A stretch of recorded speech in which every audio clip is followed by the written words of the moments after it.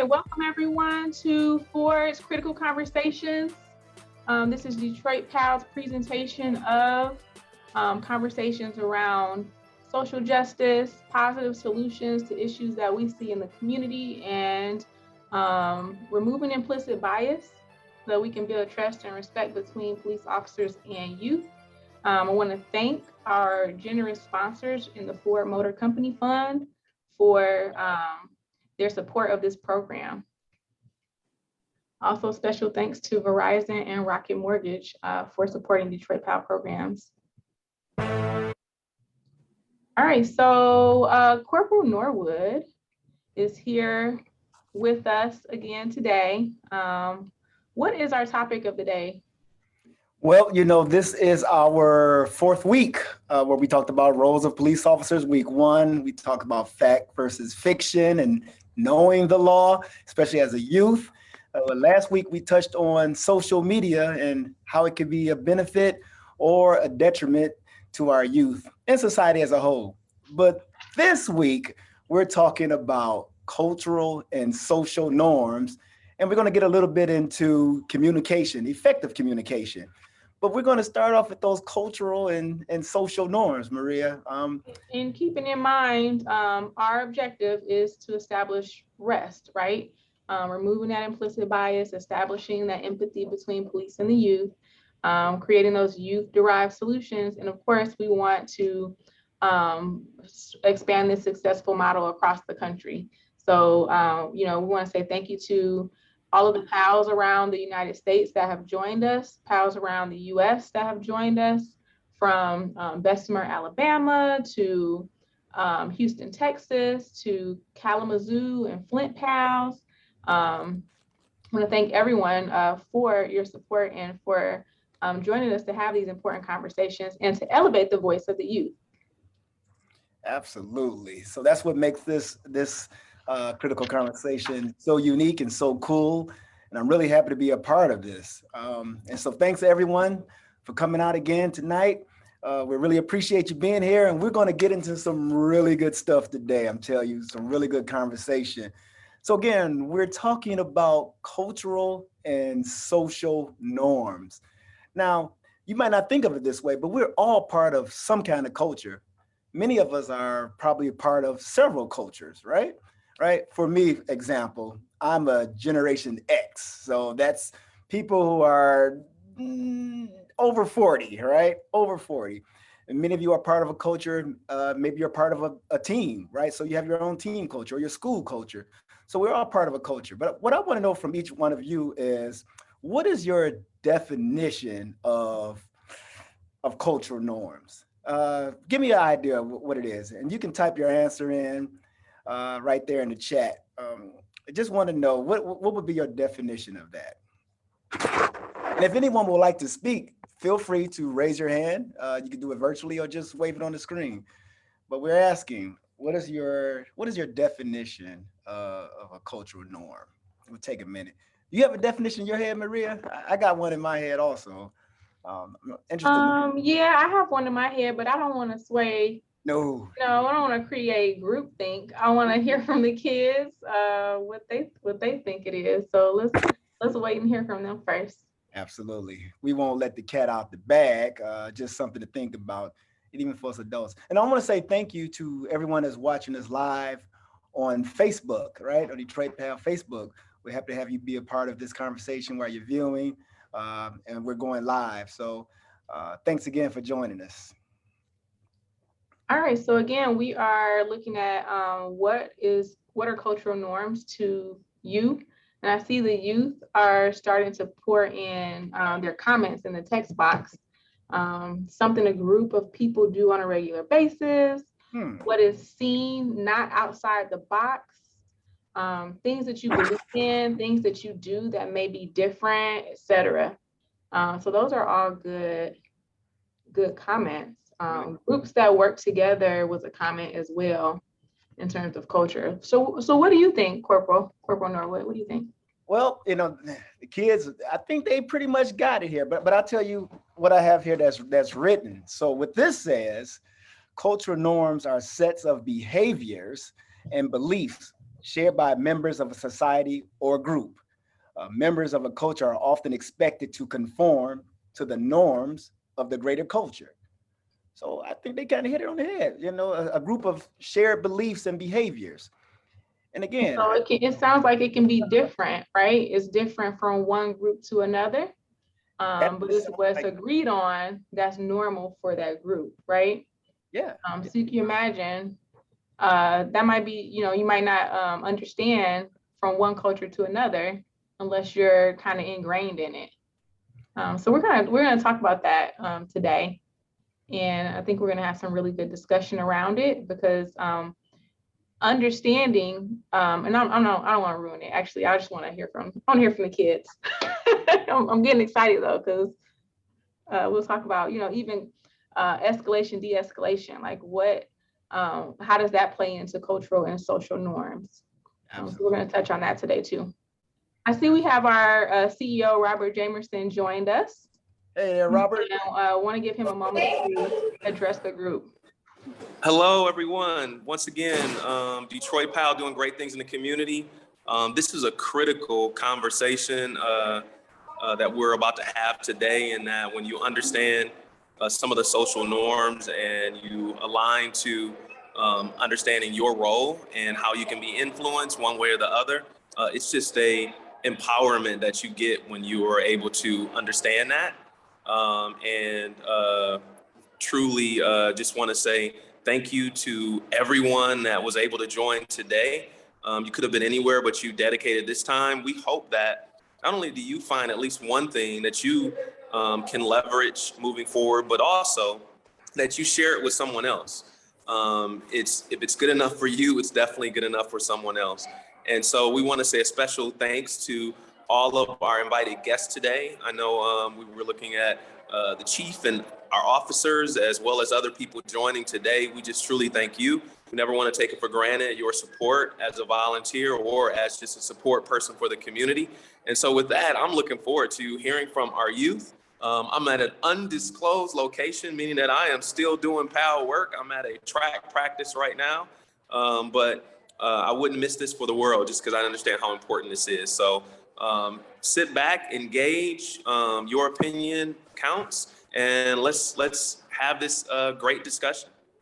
Speaking of great discussions, we have our great model on the that was like perfect. Detroit PAL is helping you find their greatness, identifying those skill sets that they get from playing sports. We know those skill sets include goal setting, resilience, embracing a healthy lifestyle, both physical and mental, accountability and teamwork. And we're always striving to embed that into everything that we do. So you understand these are the skills you get from playing sports, and they're transferable to other areas at home, at school, and in your future careers. So with that being said, just the last call to rename yourself if you haven't already, because we're going to start to go into breakout rooms soon. So you should have your first and last name, your youth, if you're a youth. You should have a facilitator if you are a facilitator. If you're a visitor, you can write visitor next to your name. If you are a scribe and taking notes during these sessions, thank you to each and every one of you that have joined us, but go ahead and put scribe next to your name, and we're gonna get started. All right, remember to turn your camera on, and remember that gift cards are gonna be given out for outstanding participation on this session. So we wanna hear your voice. Don't be shy, let us hear you, okay? So with that, we're gonna start our first poll. Let's do a little interaction here. I guess we're waiting for the poll to come up, but make sure you rename yourself. If you don't know how to do that, again, click on participants and then click on your name and then hover over and then click on rename to rename yourself. All right, so if you see the poll up now, you can go ahead and start putting your answers in. I'm gonna read the questions with Corporal. Yeah, the poll is up. Cool. I'll do the first one. The first question, we have one of two. In what year was Detroit PAL founded? What year? Was it 1946, 1969, or 1997? What year was PAL founded? And we have some other PALs on the line too, so I'm curious to know what year they were founded. From Flint PAL to Kalamazoo PAL, to others. We have Bessemer PAL on the line. We may have Houston on the line as well. Want to know when they were founded, right? Because this great community policing work is being done across the country. And so we want to highlight that. And how long has it been happening, right? Absolutely. Right. So question 2, when looking at Detroit PAL's GREAT model, what does the A stand for? Achievement, accountability, aggressiveness, or awesomeness? GREAT. What does the A stand for? I think most people get this one correct. They've been pretty good with those polls, so we'll see. Technically, we just shared it, so if you were paying attention. If you're still paying attention, you just might have a clue somewhere. You might have a clue somewhere. All right, so looks like we have quite a few responses in, a few more trickling in now, so wait a few seconds, and then we're gonna share the results. But again, questions were, what year was Detroit PAL founded? And again, for our other PALs around the country and around the state of Michigan, we wanna know when your PAL was founded too. So feel free to share that in the chat as well. All right, let's go ahead and share these results. Survey says? The survey says, oh, it went away. Well, in what year was Detroit PAL founded? So 70% of you said 1969, and only 7% said 1946, which is a long time ago. They're both pretty long ago. But if you said 1969 with that 70%, you are absolutely correct. Give yourselves some fingers. 52 plus years of community policing, and it shows. I'm really excited and glad to be here and thankful to continue that good work. And then the second one, what does the A in the GREAT model stand for? Well, 60% said accountability. I'm liking these numbers. 40%. It looks like there's a close running between achievement and accountability. 40% said achievement and 60% said accountability. Which one is it? The correct answer is accountability. So if you say accountability, you're the man, you're your man. Or the woman. Or the woman. Give a second, I'm getting there, right?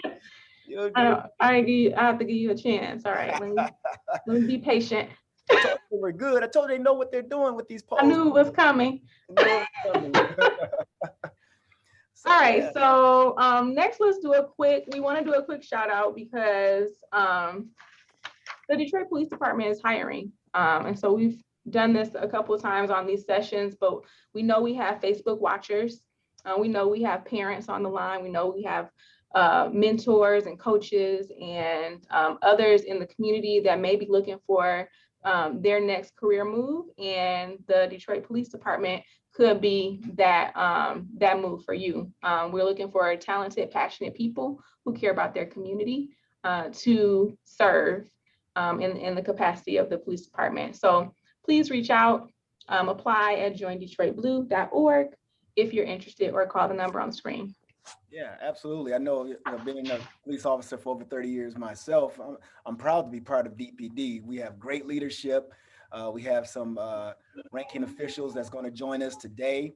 And then, when you think about police officers, everybody think about, police catch the bad guys, but Detroit Police Department is such a great opportunity to explore all of your talents, especially like having something like this, giving back to the community with critical conversations, or being a coach, or being a mentor, or just helping our senior citizens. Police work is not what it was 50 years ago. So I'm really proud to be a part of the Detroit Police Department. And you should really consider this career if you're out there watching. All right. And speaking of leadership, great leadership, we do have our very own police chief, White, of the Detroit Police Department with us today. I'd like to welcome you. Warmest welcome. If everybody can, give them some fingers. Thank you for joining us. We do fingers. That's the way we all do it. So thank you for joining us, Chief White. I just want to give you a moment just to address the youth here on this call and share with us just what's your commitment? Why are you committed to community policing, and why is this program important? Well, thank you for having me, first of all. It's an absolute honor to be here to talk to you all. This is one of the most important things that I can do as police chief, is to come and talk to you all during this critical conversation, and I'm excited to do so.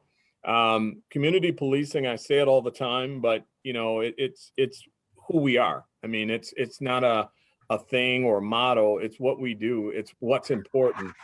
We are the community that we serve, and that's very, very important for us never to forget. It's a privilege to wear a badge. It's a privilege to be a police officer. It's not a right to be a police officer. It's a privilege. And to participate in that privilege, you have to do certain things. And what I find interesting is looking at your GREAT model, because when I look at it, I see it's almost mirrors what it takes to be a police officer, which is amazing, right? Goal setting. We have to set goals. We have to set goals as a law enforcement agency to keep our community safe. We look at data. I know some of you, like me, probably don't really like math. I never thought I would use math so much, but we have to look at, math and data to understand how to put police cars in certain areas. Where are accidents likely to happen? Where are people likely to have problems or trouble? So that's how we make decisions. We look at math and say, okay, we want to send officers to this particular area so that there's no problem in this area or less of a problem in that area. And then we set the goal of reducing crime for our community so we can all be safe. And then resilience. We have to be resilient as police officers. We must. We have to be honest, and we have to look at what's happened in this country, right? We have to look at the fact that policing is a very noble job. It's a wonderful job. I've done it for over 25 years. And many of the people you see on this call have done it for over 20 years, and will be here over 20 years. And they do it because they love the work and they love you. They love this community. They love the kids, and they recognize how important you are to what we do. But we also know as police officers that every police officer hasn't done it right. And so we have to be honest about that. We can't look at you as kids and say, you know what? I want you to grow up and be a police officer, and don't look at something that happened real bad or that happened that's not right with police officers. Just keep it, just look at only the good. No, we have to look at it all and recognize that we can make a change by joining a great police agency like the Detroit Police Department and doing the right things and making sure that we work with our community so that our community trusts us. And if you want to trust us, you look at the officers that you have working with you right now. These are great officers. I've known these officers since I've been on the job, and they've been consistent in how they feel about this community. And so you can look at them, and they represent all of us. And then really embracing a healthy lifestyle. Wow. That's policing. Once again, you have to take care of yourself. Number one, you have to be physically fit. And I'm not as physically fit as I used to be, but I still try. I try to eat right when I can. I try to work out a few times a week. But embracing a healthy lifestyle is not just working out and eating right. It's the people you surround yourself with. So I'm going to tell you guys something that my grandmother told me a long time ago. She says, when you have a bunch of negative people around you, that's like eating cupcakes and ice cream every day, all day. She says, you can eat it, and it might even taste good sometimes, but you can't live off of it. Every now and then, you've got to have some people around you that represent some healthy stuff, some people that are not negative, that are positive, some people that are your vegetables so that you can live and that you can get stronger. So you got to balance your friends with negative and positive. Sometimes you have a few negative people, but you make sure you balance those with some healthy people in your life so that you feed off of healthy people and healthy conversations. And then those people will make sure that you don't make bad decisions. Sometimes I see young kids who make bad decisions because other people encourage them to do something wrong. They don't even want to do anything wrong, but someone says to them, hey, we should do this, or you should try this. And then things go wrong.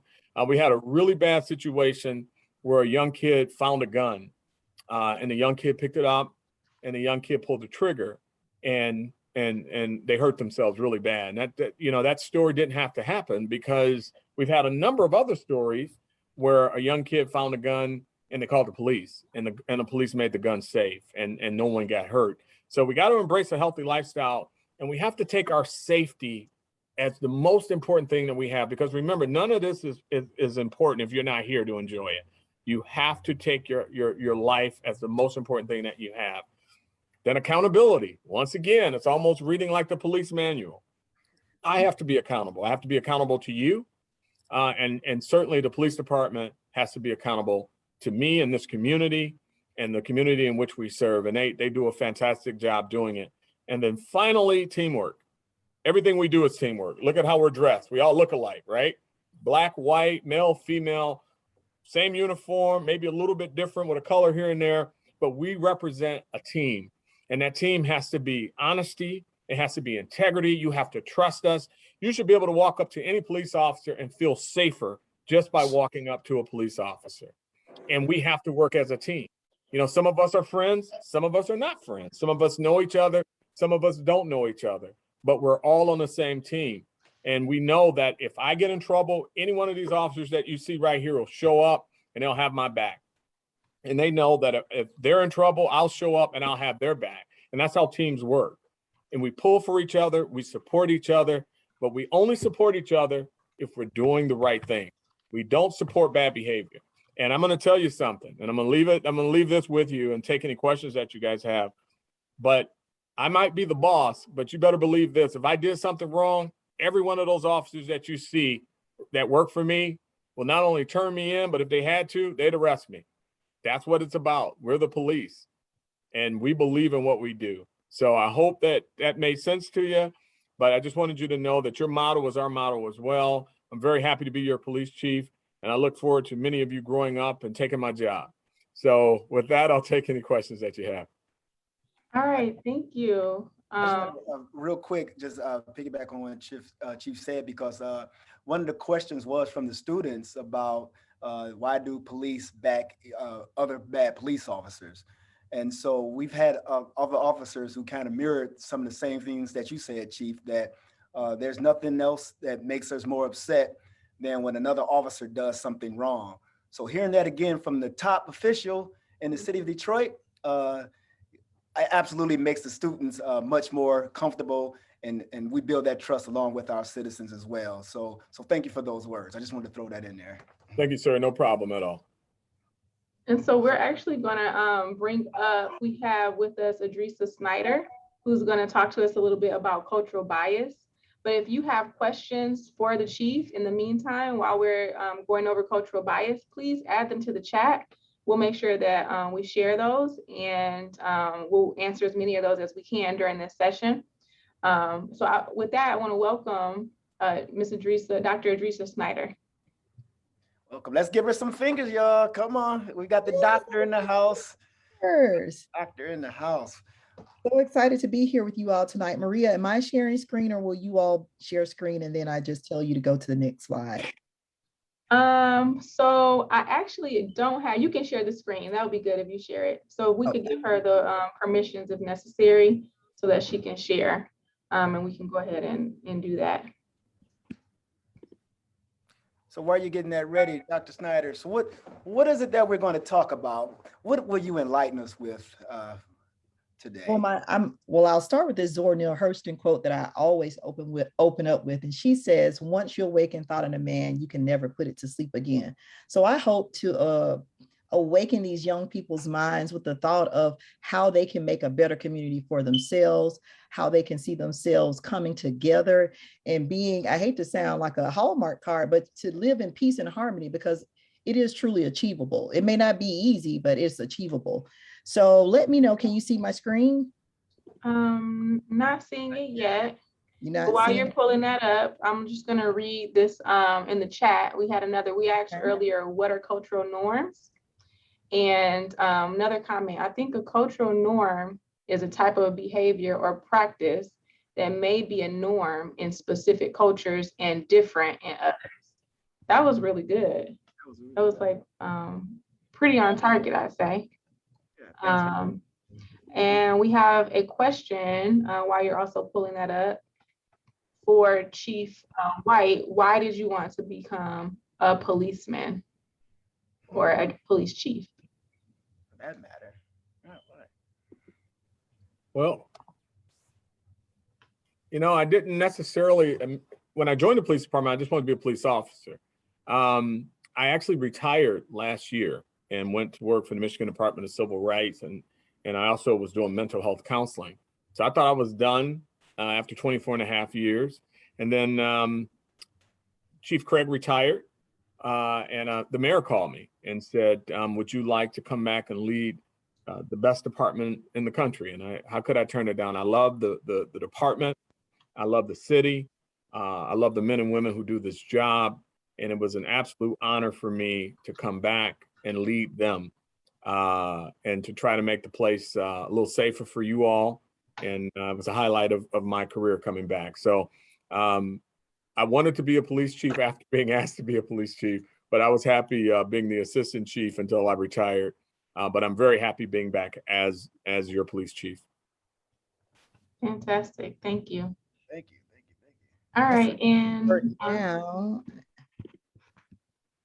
And so we do we need a few more minutes, Dr. Snyder, for the I don't think I have the capability to share it. I sent you the PowerPoint, so I don't know if you can get it up, but it's telling me to open all these system preferences, and I have. Okay.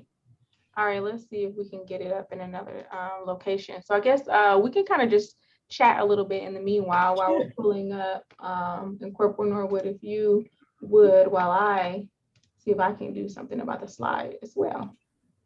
So we're talking about cultural norms. And so the children, the kids, the youth have chimed in on what they thought it is. So what I want to ask you, Doctor, while we're getting this together is there a difference between different cultures? Like, can you be a part of more than one culture? And also, if that is true, I know there's a term that's going out there called code switching or anything, something like that. Is that a real thing, or what is it, if it is?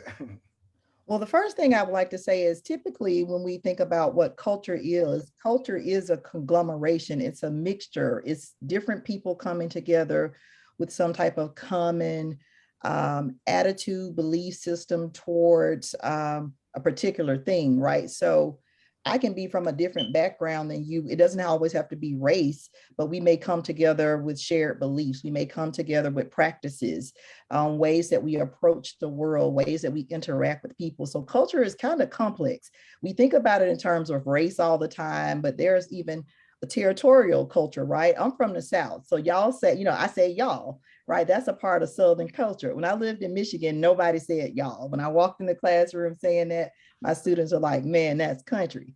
Well, again, that's Southern culture. Whereas, there are other words used in your area. So culture is a complex thing, but we live in a melting pot. So in America, our cultures certainly overlap and they intersect, they come together. So I think we're ready. Maria, will I be just able to tell you next slide? Yes, ma'am. All right. Well, good afternoon. I am so excited to be here with you, amazingly beautiful, brilliant, and handsome kids. Tonight is going to be an exciting talk about understanding cultural norms. You can go to the next slide. All right. As Maria already said, my name is Dr. Idrissa N. Snyder. I'm an artist, educator, and advocate, but most importantly, I'm excited to represent Bessemer, Alabama as a mentor. What I want you all to know more than anything is I think with hard work and a positive attitude, you all can become and be whatever it is that you want to be. And that foundation starts with you knowing how to get out here in the world and put your best foot forward. So hopefully tonight's conversation will help to generate some thought in you so that you all can be tomorrow's future leaders. Next one, please. All right, so far tonight, we talked about what cultural preferences are. Now we're going to take the conversation a little further. Understanding what cultural norms are is important because it helps us to all better see how we treat each other, how we treat people in our communities and people outside of our communities. Now, I live in the great state of Alabama. And when you grow up here, you learn to roll tide or you learn to war eagle. I also lived in Michigan 5 years ago. So you also learn, right, that the Detroit Pistons are an important group of people, right? You learn that Michigan is a big school here. How do you describe somebody from the audience, a student, how do you describe the team it is that you like? What words do you use to describe a team that you like? Okay, Drake, I saw your hand go up first. Well, you could say like they're cool. Like you like some of the players, like you like how they play, like the defense or the offense. Okay, so you're going to say that they're cool, you like them. What are some other words? I saw Evan. What do you want to say about the team that you like? And tell me what team you like. What team do you root for? Ooh. I don't even know, to be honest. I'm a bandwagon. I like whoever winning. I'm gonna just say coordinated though, as far as the word I would use.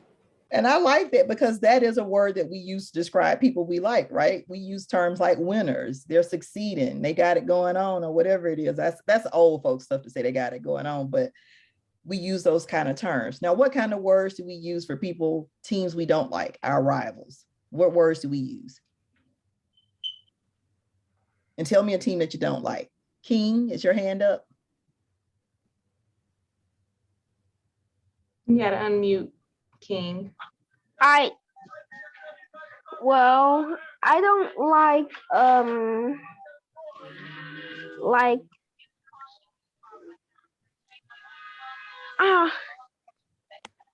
but I don't like any team. I don't like any kinds of baseball teams. I Okay. just like the Lakers and the Detroit Lions. All right, so how would you describe those teams that are not, how would you describe a baseball team? You think they're boring? They are fun to They're fun watch. to They you? are exciting. They are awesome. Okay, well, you use some good affirmative, positive words. Somebody else, how would you describe a team that you don't like? Because I have ugly words for the team I don't like. I say they're losers, and I say that they're not doing so hot. Somebody describe a team you don't like. I know somebody in Okay, here don't like Nehemiah hey, and Kiana, what describe the teams that you don't like? I really don't like Alabama that much because like I don't like them because like they're kind of boring and they're not really that cool and all, and I wouldn't say they're the best team. Okay, so you said boring and not cool. Somebody else, give me a team you don't like and describe them for me. Hi. Yeah, I really like to watch the basketball games, the Detroit Lions Yeah. and the Pistons. So again, describe a team you don't like. What are some words? And you- few of them, I do like them, the basketball team. A few other out of state basketball teams I like too. Okay. Well, thank you for sharing. Well, the point of this exercise was to show us Well, I that. really don't like football. Any of Okay. some of the other ones besides the Lions, I don't like any of the other teams. And thank you for sharing that. You used a keyword I don't like. So the point of this is to show us we all have preferences, right? No matter what it's about. It can be about something simple like a team, or it could be about ice cream or candy or your favorite food. But typically, when we have things that we like, we describe them with positive words, right? And things that we don't like, we use words like not cool, not winners, boring. So preferences and having a bias is something we all have, but we have to watch those biases, especially when they become something that all of us take on as a group thing. And when a whole community feels a certain kind of way about a particular group, it can become dangerous and it turns into discrimination. Next slide, please. Let's see. There we go. So in 2016, Colin Kaepernick knelt during the national anthem at the start of the NFL games in peaceful protest of police brutality and racial inequality in the United States. Some people felt like what he did was disrespectful. and other people didn't. Depending on your background, you might have seen Colin Kaepernick's actions as being heroic, or you might have seen him as being a traitor. So what leads to that? What groups see Kaepernick as a hero? Type it down in your chat box. Who is included in that group, and think through that. What kind of person would say his acts were great, they were good, they were heroic? How would you describe a person that thinks otherwise?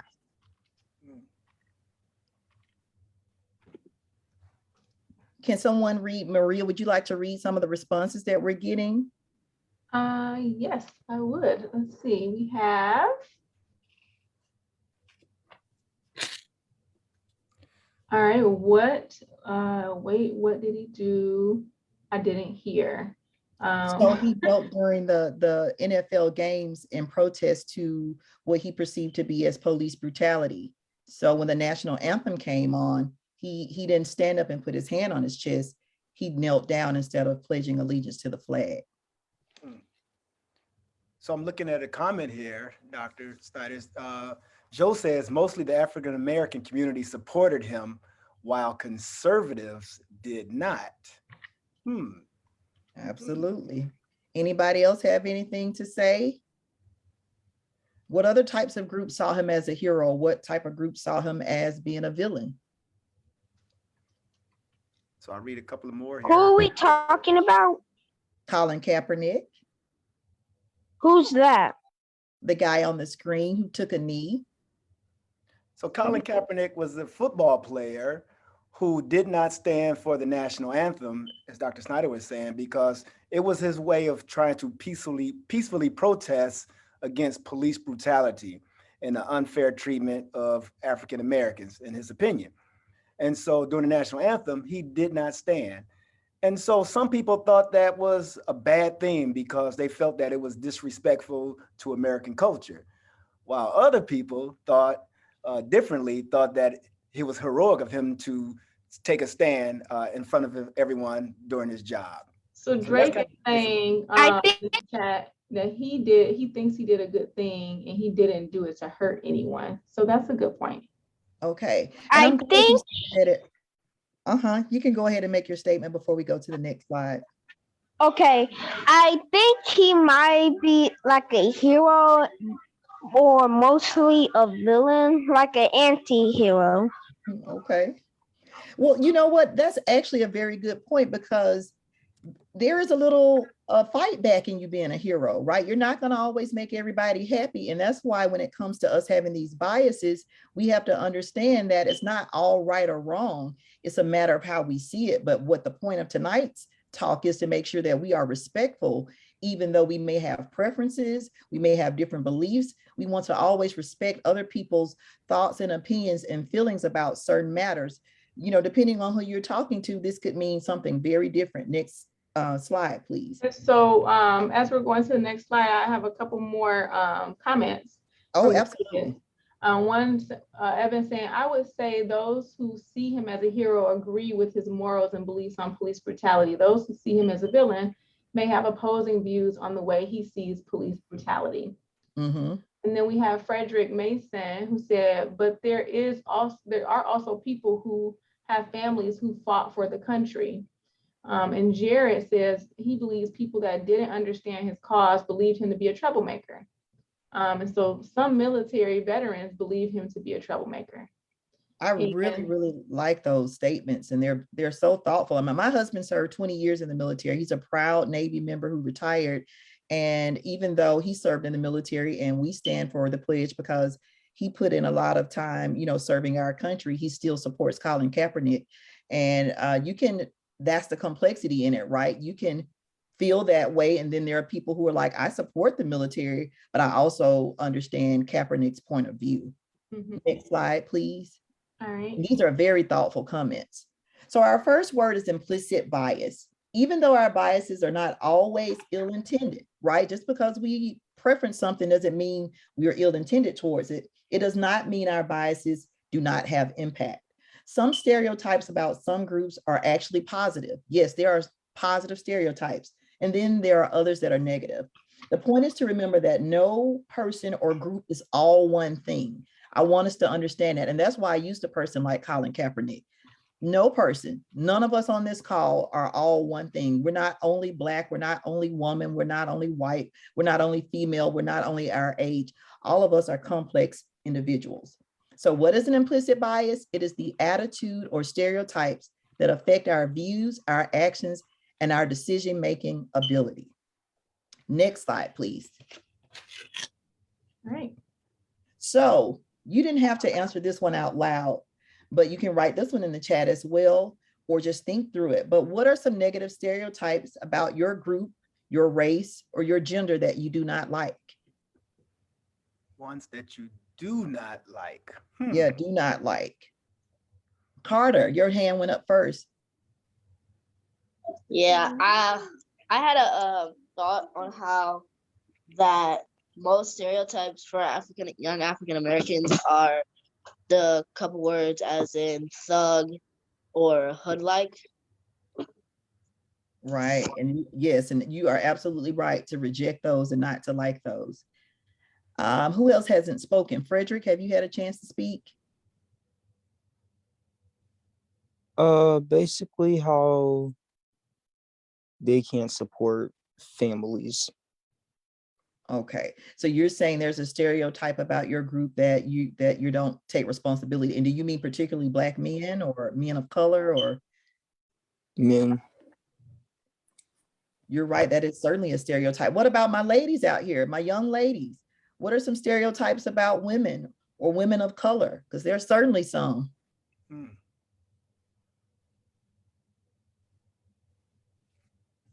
None of my girls are courageous enough to stand up. You can do this. Come on, ladies.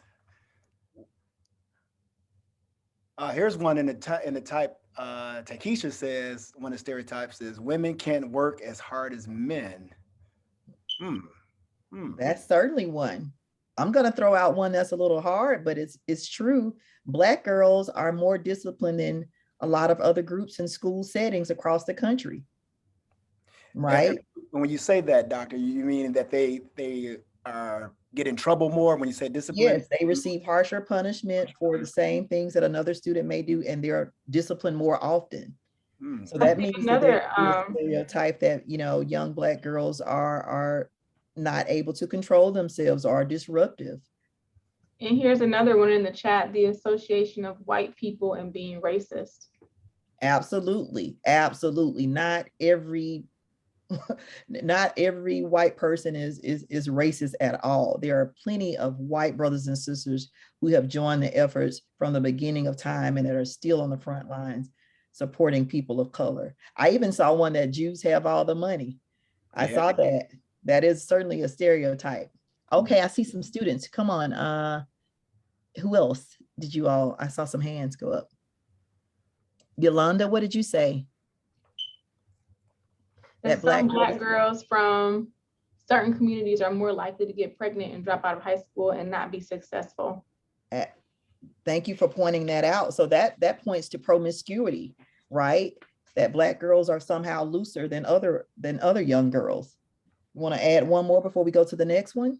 Let's go ahead and go to the next one. So we're going to be going into breakout rooms in just a couple minutes. Okay. So, we'll go to the next slide. So we just discussed how we feel about our favorite teams, and we know that those biases are natural to who we are. But then there's this thing, and that's actually the example of an affinity bias. Affinity bias refers to our tendency to gravitate towards people who are similar. So we can have an implicit bias, right, that says, hey, I think stereotypically about a person, and then we can actually have a bias towards people who we think are like ourselves. Like, I prefer you because you look like me. There's this colorism thing, right? You're light skinned, or you're dark skinned, or you're short, or you're tall, or you're this size. That's called affinity bias. Next slide, please.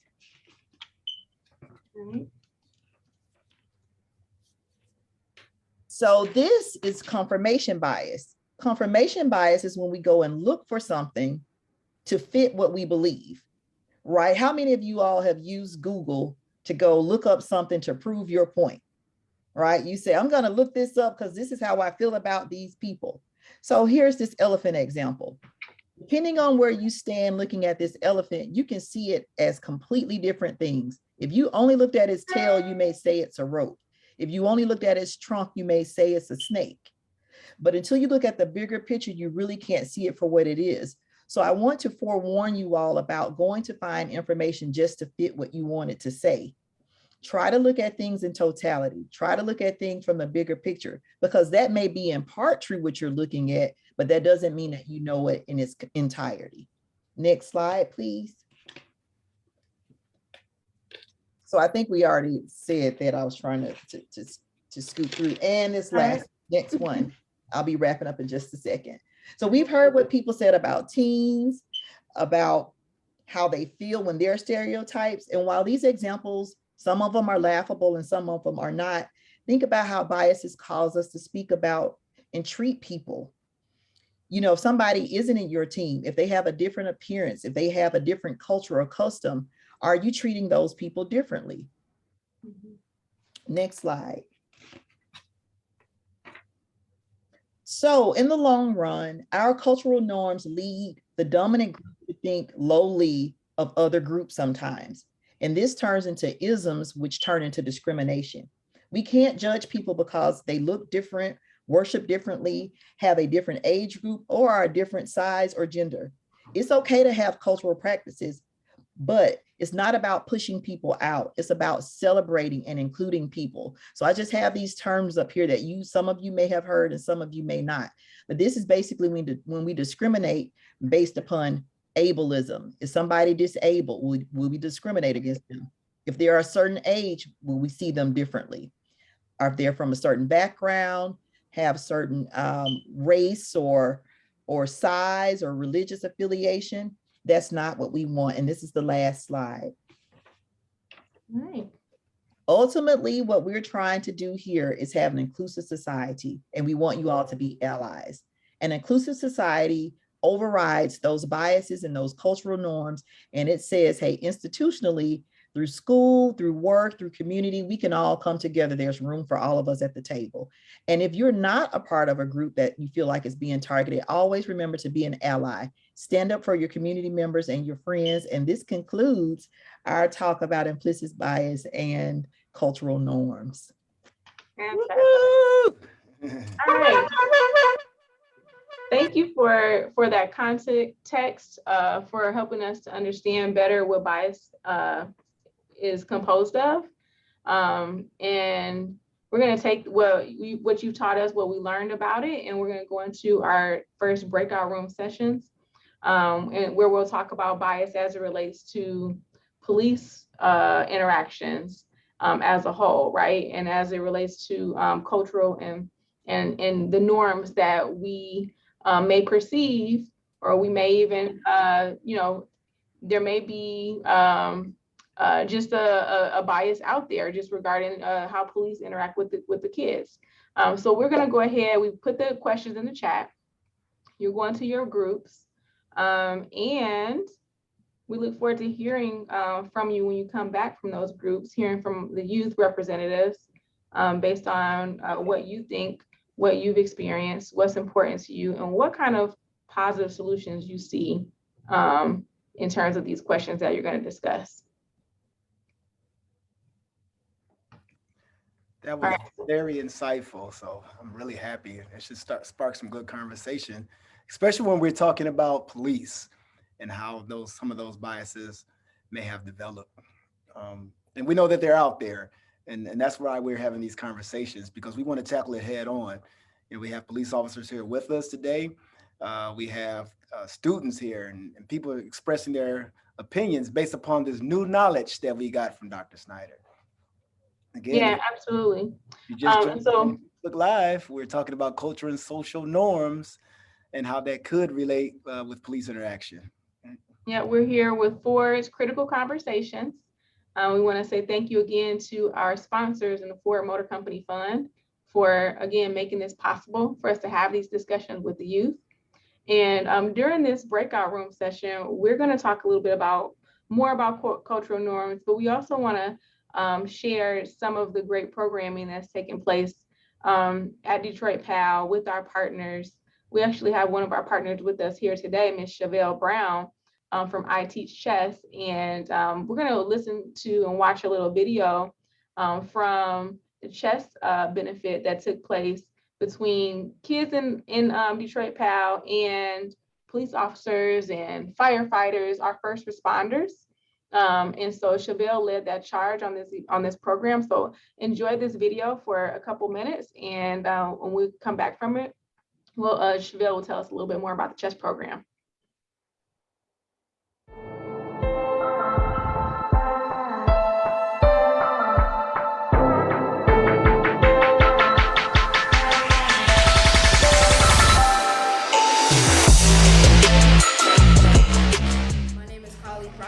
And I am here to win the city and state championships. My name is Caleb. My name is Payne. I am Caleb Proctor. My name is Cameron Wilson. My name is Braylon. My name is Therese, and I'm here to have fun.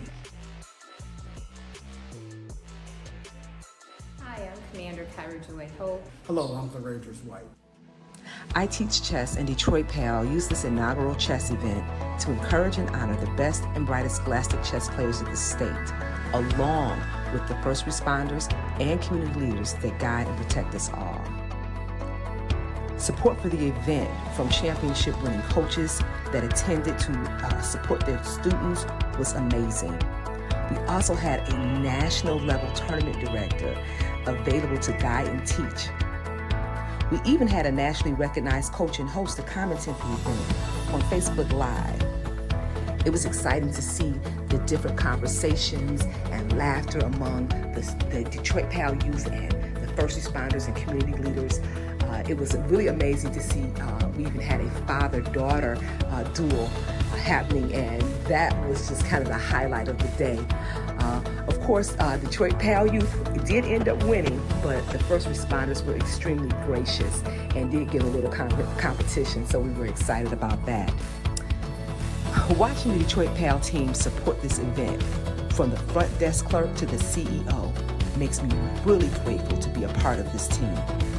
I Teach Chess is on board with Detroit PAL to help every child achieve their greatness.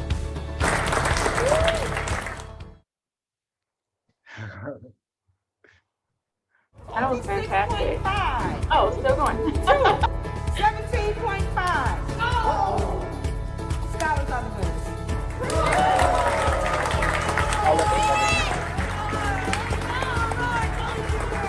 It was a really good time here. I had a fun experience, and it definitely made my game better. But yeah, it actually went really fun. We ended up being the first responders, really good. The police officers were very good, and I liked it, and I had very much fun. We came here and we just won. We did what we had to do.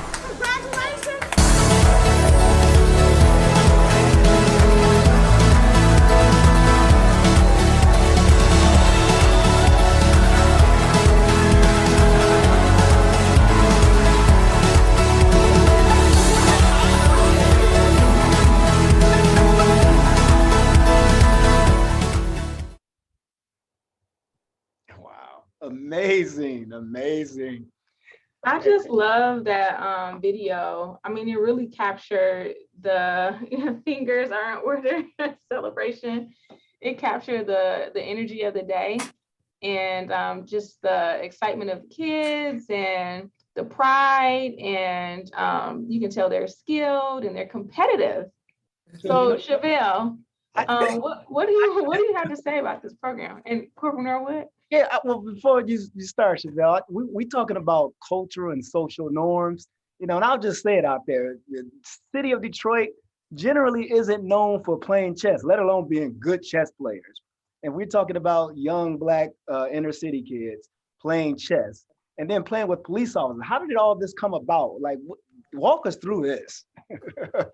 Well, good evening, everyone. Thank you so much for inviting me to this critical conversation. Chess has, goodness, it's been in my blood for a long time. And one of the things that has happened over the years is PAL had allowed me to come and do little summer camps with children, just over the summer, just trying to get kids, make sure they have somewhere to go, something to do. And it just grew into this great opportunity to actually come down and offer chess all school year long. So this just having a place like PAL to support such a great game was just amazing. So that's kind of how it came to be. You guys gave us an opportunity, and the partnership has been amazing.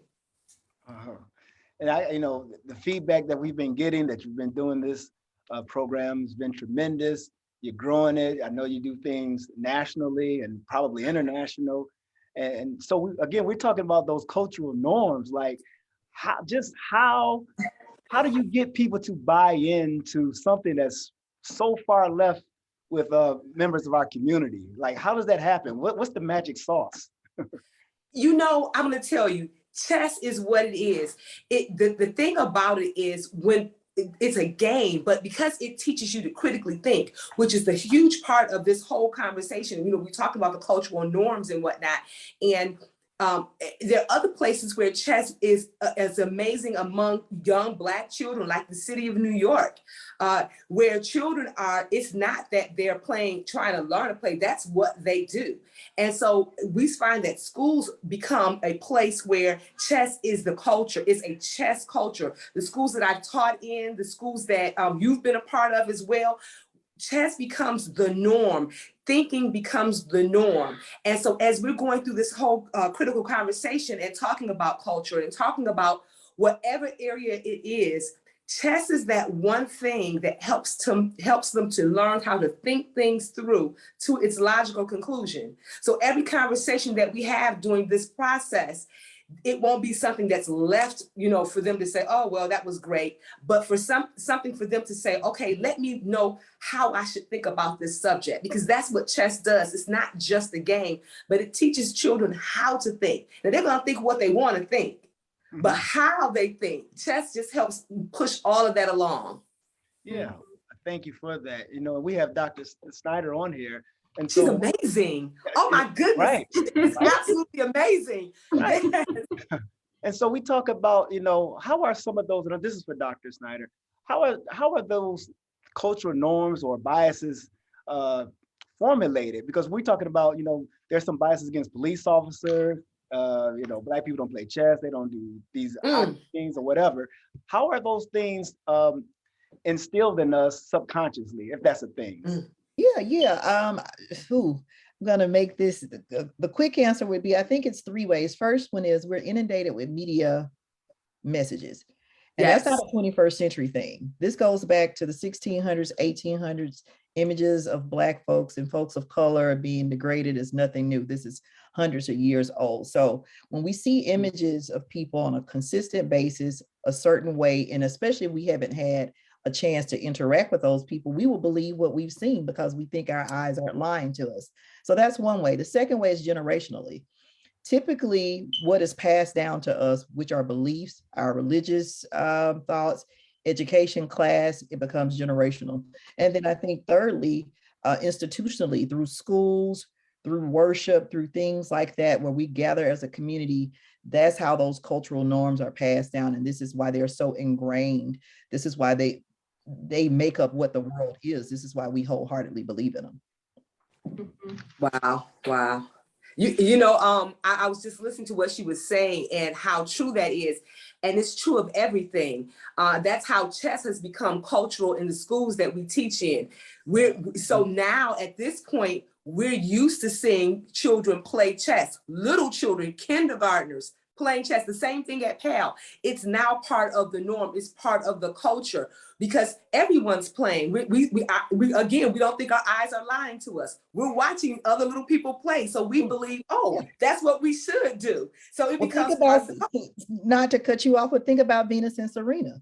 Yes. I mean, before Venus and Serena, we weren't thinking about little Black girls playing tennis and winning Wimbledon. But because we've seen a Venus and Serena just in their short amount of time, there are so many other young girls of color who've come up right behind them. Yes.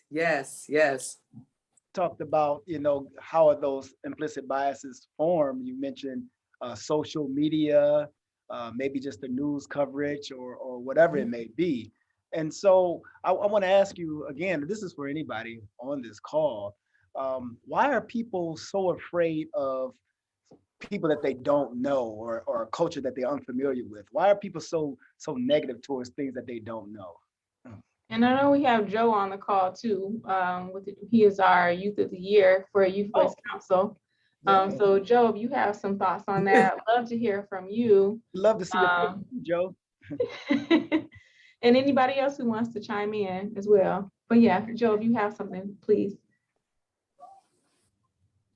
Yeah, so I think people are afraid of people they haven't met or really haven't talked to because they don't really understand them. Like growing up in the southwest side of Detroit, there was a lot of Mexicans around and not a lot of like African Americans. So I'm not gonna lie, growing up, like if I saw just a normal person at a gas station just with a hoodie on, I'm not gonna lie, like I would like try and like sneak into my chair just because I had never like met people like that. And like I went to a predominantly African American school, but still those were kids my age, not like 20 or 30-year-olds. So I think it's just because it's kind of like they don't understand them. Same thing. This goes back all the way to the 1400s. Like Europeans really didn't like they had discriminations to Native Americans because they didn't understand their culture. They're like, you don't like this guy? Well, all right, we don't like you. So it's kind of the same thing, and it goes over and over again until it reaches back to present day. So that's, we can always count on Joe to give us some really deep inside thoughts. So thank you for that, Joe. You always come through on that. And I think, Dr. Snyder, it seemed like you were going to add a comment in there about how some of these implicit biases form. I know you mentioned it's passed down from generation to generation, but why are people so afraid, in your opinion, of people that are different? Well, history has shown us that the images are created to create fear. I mean, if you look at the very first film to hit the US, which is Birth of a Nation, and it came out, I don't want to give you the wrong date, but Birth of a Nation. So it's a bunch of men dressed in blackface character, and the black men are trying to rape. These are white men dressed like black men, and they're trying to rape white women. So these images, right, are savages. People referring to Native Americans as savages. They're eating with their hands, so they're not civilized. The images that were put out to the masses were with the intent to have a culture that would have power. And so it was to create the fear. And a lot of business, a lot of things run off of the fear of you need this. Even when it comes to us buying things, right? Like to be cool, you need this purse, you need this Michael Kors bag, you need this, you need, is to create a fear or an anxiousness for something.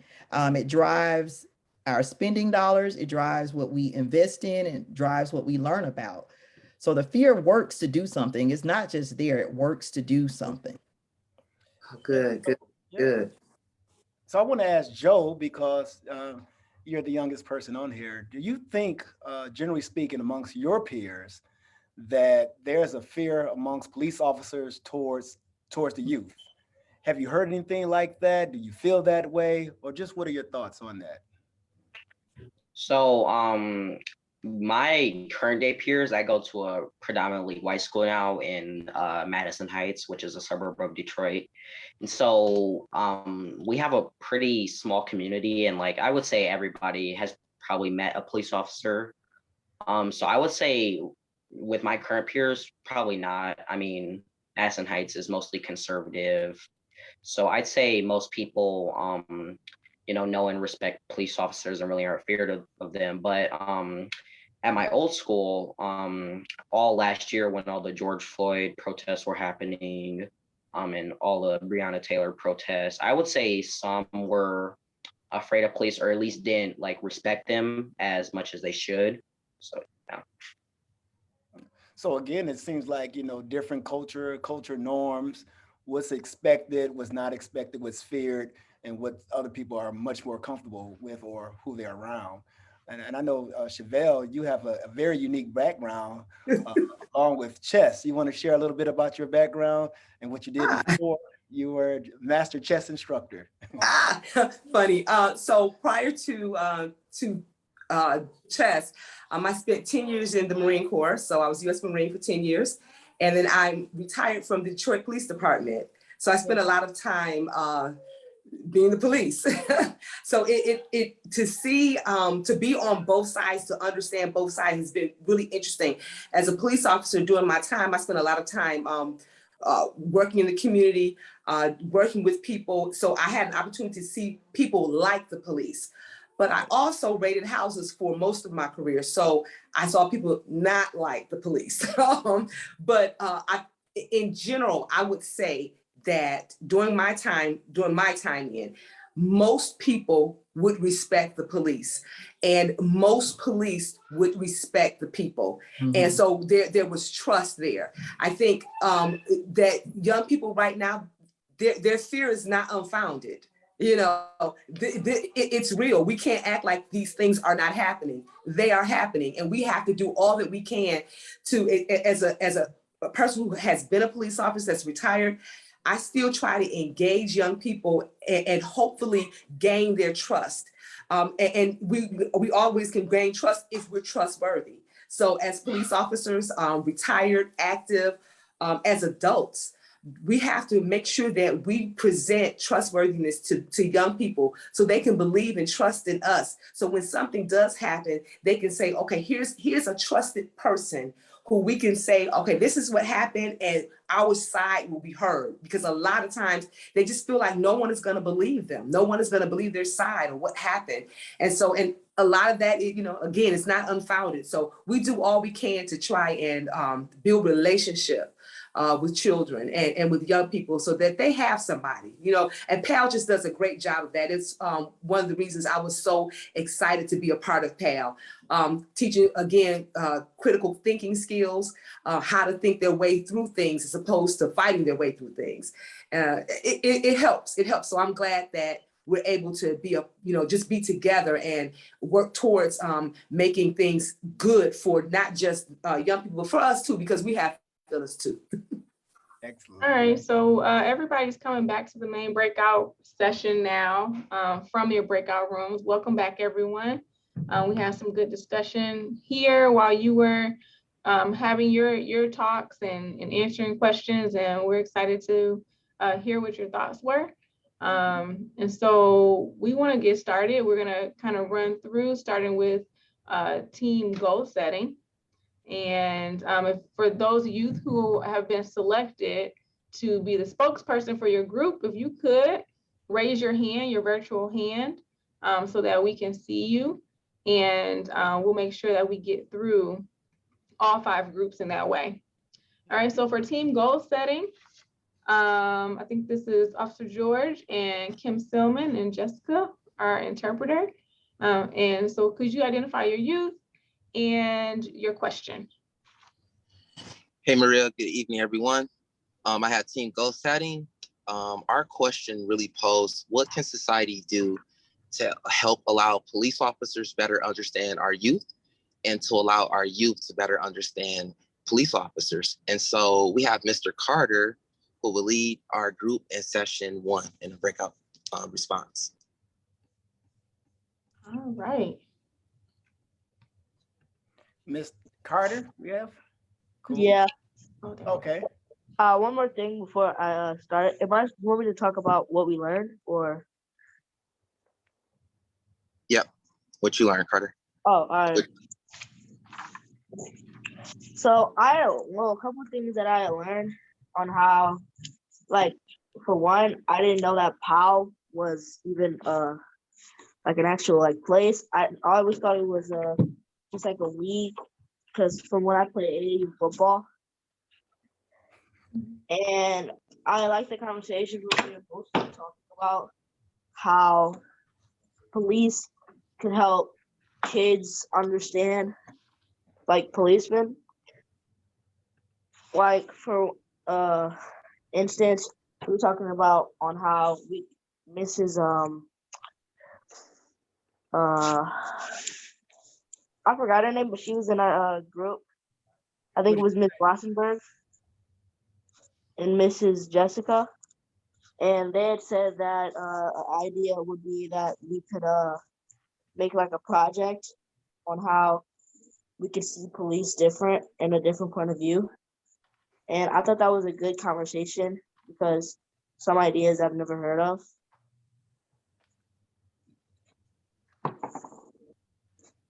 Well, cool. All right. Thank you for that. Thank you for that. Thank you for that, Officer George. Was there anyone else that wanted to make a quick comment in your group? Because that was pretty powerful. We had Evan as well. And what is Evan going to report on? The same question. What are police? What can students, citizens do to better understand the police officers? Yeah, what can we do? Mm-hmm. I like. Are we talking about Evan Franklin or is it a different Evan? We had Aiden. Officer George, Aiden. Yeah, Aiden. I'm sorry, Aiden. Oh, okay. What can we do to better understand our youth? For what can we do? What can students, citizens do to better understand police officers? All right, so I said that they could hold something like maybe some type of event where you could just get together and just talk to police officers. You could maybe play like a sports game or something, like you could play a mini baseball game, some kickball, you could do a scavenger hunt, something like that, where you could just get to know the officers and the officers can get to know you so that, you know, you're kind of just like on equal footing and you don't just all think officers are just all bad, and officers can just see, you know, how the kids are or the youth are as well. Good points. Thank you for sharing that. So kind of like be a part of a PAL. Yeah. We had our Halloween, you know, a good bad giveaway, you know. So yeah, I think we might be doing something right, officers. So good. That's a great answer, because that's kind of on the lines of what one of our community advocates did down here. We had a kickball game where it was the police officers versus the community, and he expressed some of those exact things that young man just said during his introduction when the game was about to start. So that is very great. Fantastic. So thank you for chiming in. That's Officer Webb from Houston, Texas. Just sharing some of the great work that's going on at Houston PAL. And so thank you again for being with us and sharing that perspective. If you have other ideas, youth, facilitators, scribes, visitors, if you have other ideas of how students can better understand police officers, feel free to put that in the chat. And we're going to move on to the next team, Resilience, with Corporal Paisley and Officer Paul Spann from Flint PAL, and Corporal Paisley from Detroit PAL. Who was your youth and what was your question? Okay, hello everyone. So I had some awesome youth. This is really amazing this evening. I'm loving it. So I had Nehemiah, Hannah, and Jordan, and we lost one other youth. But anyway, our question number one was, what are some ways police officers can effectively communicate? And awesome. then, one youth for us to report back so we can our awesome Jordan has volunteered to be our spokesperson. So Jordan. Yep. Okay, so ways that police officers can have good communication is good manner and tone, good body language. You have to have a good listening manner. You have to not be in an aggressive or sort of like arrogant motive towards the person. You have to keep your calm. You have to just listen out, then give a good response. Don't be yelling at them. Just talk to them respectfully, normally, as any other person would. Yeah. All right, thank you for that. Definitely take that advice. Tone and body language plays a role. Calm, and I like what you said about the listening part. I think in society, sometimes we don't listen as much as we should. So that was pretty great. Thank you. All right, and then next team we have is Healthy Lifestyles with Dale Dorsey and Officer Siobhan Young. Yeah, so the good brother Paul Wilson, he was facilitating and posing the questions to the youth. So I'm gonna let him go ahead and take over. Go ahead, sir. I only did it because he asked me to. But our team question was, does effective communication change based on the other factors such as race, gender, age, and location? We kind of focus primarily on gender. So we didn't have time to choose a youth participant, so I will extend that hand out to anyone in our group. Evan Franklin kind of had some good things to say, and Gail, I can't remember his last name. Gail has some good things to say. So one of you two can take that away real quick. Gail Brown or Evan Franklin.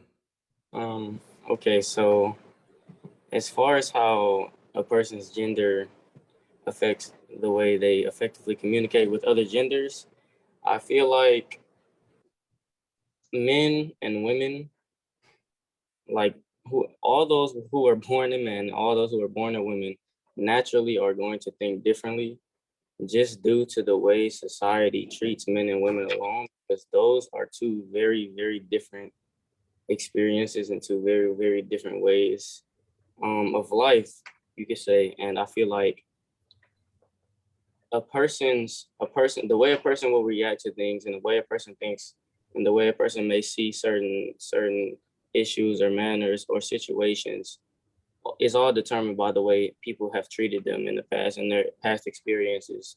So I feel like effective communication comes from two people having an understanding of where each other is coming from and each other's experiences and where they are wired mentally and where they're coming from. And I feel like when you don't consider those things, you don't get effective communication. So I feel like both genders can communicate effectively if we all take into account of what the other person has been through and how they think and how they may see certain issues or react to certain what's the word I want to use, situations and in different manners. Mm-hmm.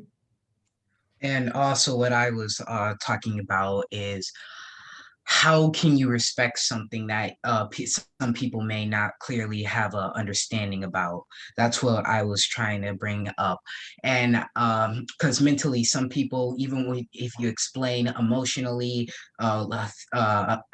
intelligently, or even just rationally talking to somebody, if you don't know where they're coming from or you can't consider it because you've never been in that situation, heard of it before, how can you respect or bring to a conclusion of a conversation that you don't even have an understanding of yourself? And I think that also has to come into consideration when you talk to different genders, different people of equality, because everybody on this earth is different. There are different minds, they have different mindsets, and not everybody can bring to terms of what everybody else is saying.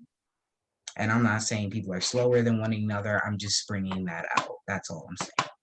So you all are making the argument that communication, we need to speak to people differently. If, males may receive a message differently than a female, and tailoring the message based on person. And that can be really within genders too. I say, from people have different personalities across the male gender. And so tailoring your response and understanding how to deal with people according to their different personalities is important. So really good thoughts, you guys. Thank you for that. All right, next team is, and again, if you have comments, I see Dr. Snyder says so insightful and so young. I agree. If you have comments, please put them in the chat because we have to keep moving through our groups here. But we would love to hear your feedback in the comment section. So the next group is Team Accountability with Corporal Gaines and Officer Charles Webb.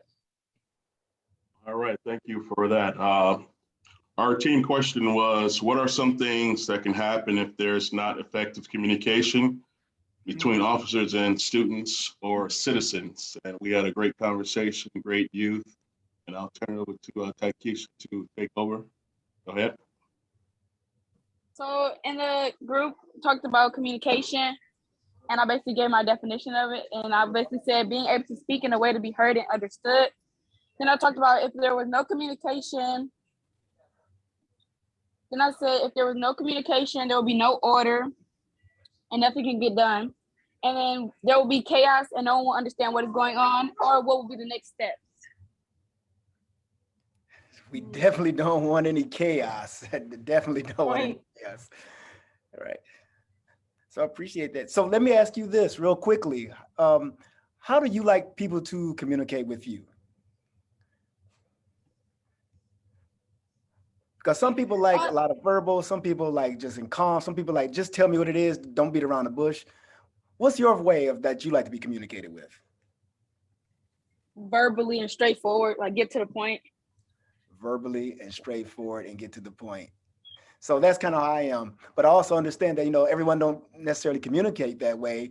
And so we have to be open-minded that people could communicate differently. It doesn't mean it's right or wrong. It's just different. So we have to keep in mind that everyone isn't the same. So keep that in mind. So thank you for that. I'm really proud of you, Taikisha, for expressing that. You've come a long way. You don't know, she's been kind of shy, but I don't see that anymore. So I'm really proud of you. Thank you. Thank you for sharing. Well, she was one of mine tonight. So we don't play that, man. We're all equal. So, we on point. Good job. Good job. And that's what we really like to hear, because remember, each and every opinion counts. So thank you for that, everyone in that group and all the groups. We love this feedback. We love the information that we're getting in the chats. So do we have any more groups? I think we have a couple more, don't we, Maria? We have one more group, and that is Teamwork with Officer Krishan Scott and Officer Odessa Mitchell. All right. Hi, I had King, Arbery, Frederick, Christoph.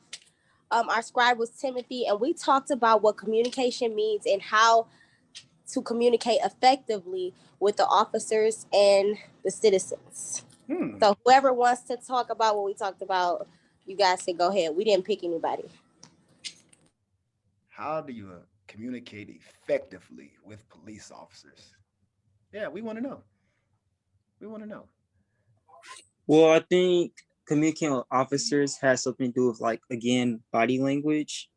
And then, like, just making sure that you don't make the officer nervous and you don't make yourself, like, any more, I would say, angry. Because, like, if you go up to an officer and you're having, like, a conversation with them, or if you get pulled over for some reason, you should, like, remain calm and, like, not get angry and do whatever they ask you to do. Because you getting angry can, like, agitate them. And then that can just, like, yeah, basically you getting angry can, like, scare them. And then we don't want that to happen, because, like, when they're scared, they're gonna, like, do whatever they can to defend themselves and others, I guess.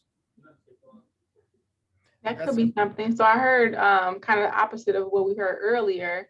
One of the youth said that we need to just respect the youth. And now he's saying with body language, right?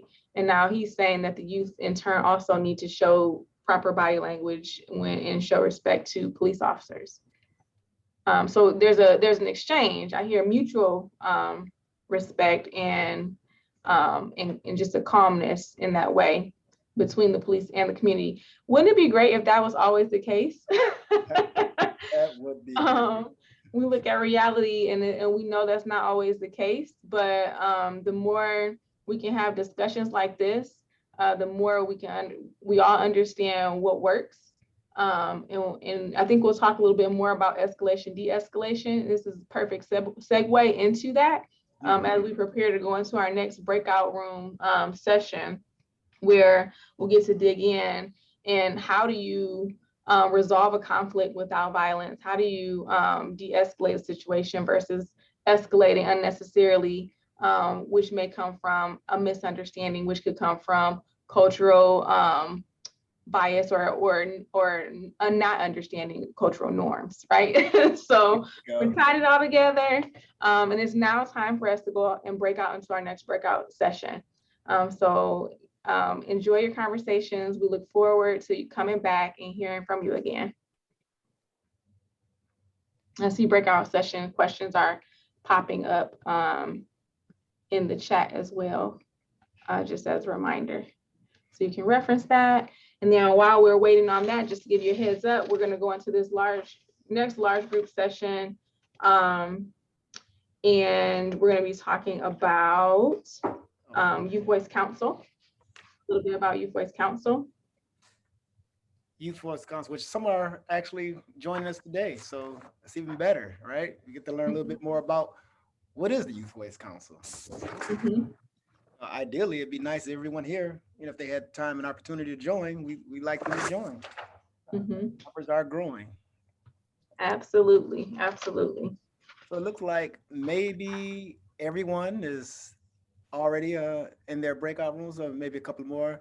I see Taikisha is still here. I'm not sure if she's hanging out with us or what youth is going to hang out with us. There. And actually, I'm sorry. Let's hold that Youth Voice Council. Let's hold it until we come back from the breakout sessions. I'm sorry. Because we do want the youth to see that, but we can just do it right at the start of our next large group with everybody. But in the meantime, we can kind of just have we do have a drones video that we can play. So we can show that. And drones is one of our programs that we have with a partner through the Drones Apprenticeship program. And we, as a part of that, we have a Girls Changing the Game initiative. We tied it in with drones. We know that that's one of those fields that's predominantly male dominated, usually, right? But we have a focus on exposing young ladies to these fields. And we learned that they are able to compete just as much as the young men are. So this video here shows just a quick interview with some of our girls that participated in drones last summer. Let's check it out. This ought to be good. We're here with Zoe and Chelsea from the Drones Apprenticeship Program in partnership with us at Detroit PAL. And just wanted to get your feedback on the drones program. How's it been going for you? It's been really interesting. I've been having a lot of fun. I've been coding since I was 6. I really wanted to do this because I wanted to expand in drones, and I used to want to be a pilot. I wanted to learn how to fly a drone. It seemed interesting to me. Tell us a little bit about some of the things that you've been doing during this Drones Apprenticeship Program. I think you guys have done some things with coding and some flying. Can you tell us about that experience? Last week we did a drone competition in teams, and we were just flying on kind of like obstacle drones. So we fly it around the cone. Our team ended up winning, and this was because our team actually took it slow and steady and actually took the time while the other boys were just trying to finish it fast. Why do you like to compete against boys? I've been living with boys for a long time, and if I've learned anything, I know they really underestimate me. So sometimes I can surprise them, which I find that is really fun. Awesome. And so you all won the Drone Skills Challenge, correct? And how'd you feel after that? I felt like I can accomplish a lot more. I felt motivated. The whole purpose is to expose girls to their greatness, expose girls to career opportunities. Some of them are traditionally male dominated, but we know that girls rock and we can rock it out in any field. And so this is our chance to shine. So anybody who's interested in being a part of Girls Changing the Game program, just join us. You can learn more at DetroitPower.org.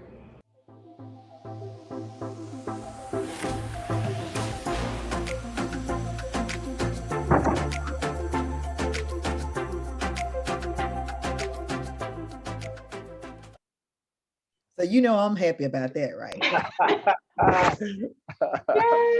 Yes. All right, thoughts, Dr. Snyder? You said your happy initial thoughts. I mean, again, we're talking about exposing children. There's so many things happening in that one piece. You have the gender element. There's this intersectional thing because you're talking about girls of color, got the gender aspect, you're introducing them to STEM, competitive, and then just the way that they were able to communicate how they felt in being underestimated, but being empowered. I mean, I'm jumping up and down as a Black feminist scholar over here. I mean, that was the cherry. I've been excited all night because this just went so beautiful. And then y'all just gave me a cherry on top of my Sunday. So yes. I mean, it was really great to see the girls because they owned, you know, their space in the drones industry. They understand their edge or the leverage that they have, even in their approach, slow and steady. You know, the other young lady talked about how she's an expert, just speaking to how she's been coding since she was 6. And so giving young ladies that space to grow and develop and show themselves approved, and then allowing them to compete. They were excited to beat the boys in that competition. So I was happy for them. Talk about those. We're not man bashing. Look before they start.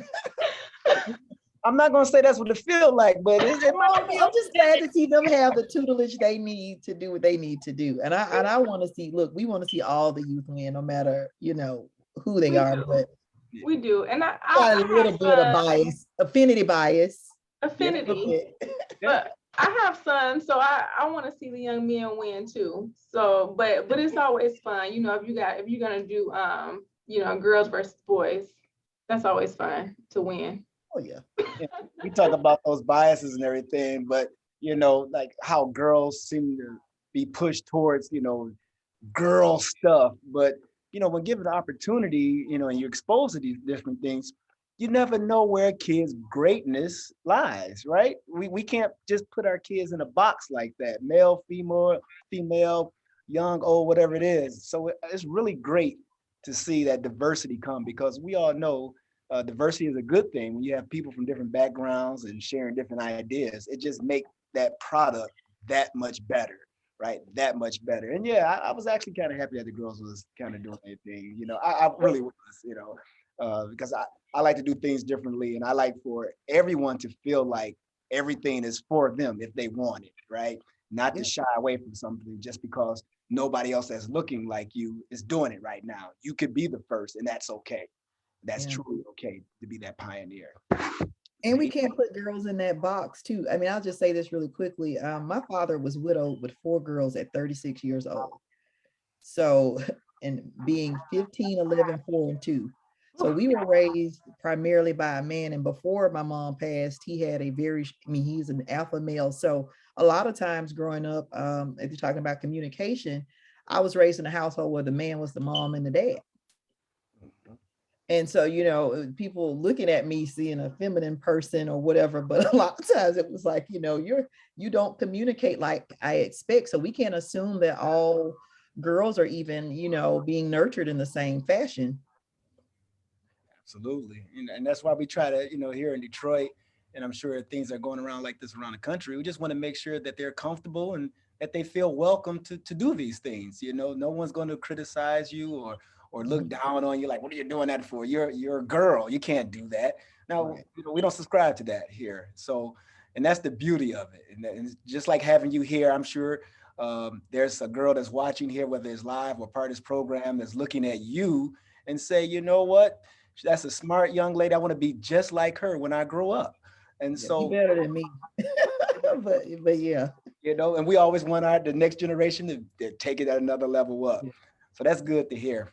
You know, yeah, that was interesting. You saying, you know, the in your home, the dad was the mom and the dad. We don't hear that as much, but you know, that's very interesting. And talk about cultural and social norms and biases and assumptions that people make, just in terms of, even the young man mentioned Black men not taking care of the home. Well, here's an example when it's the exact opposite, right?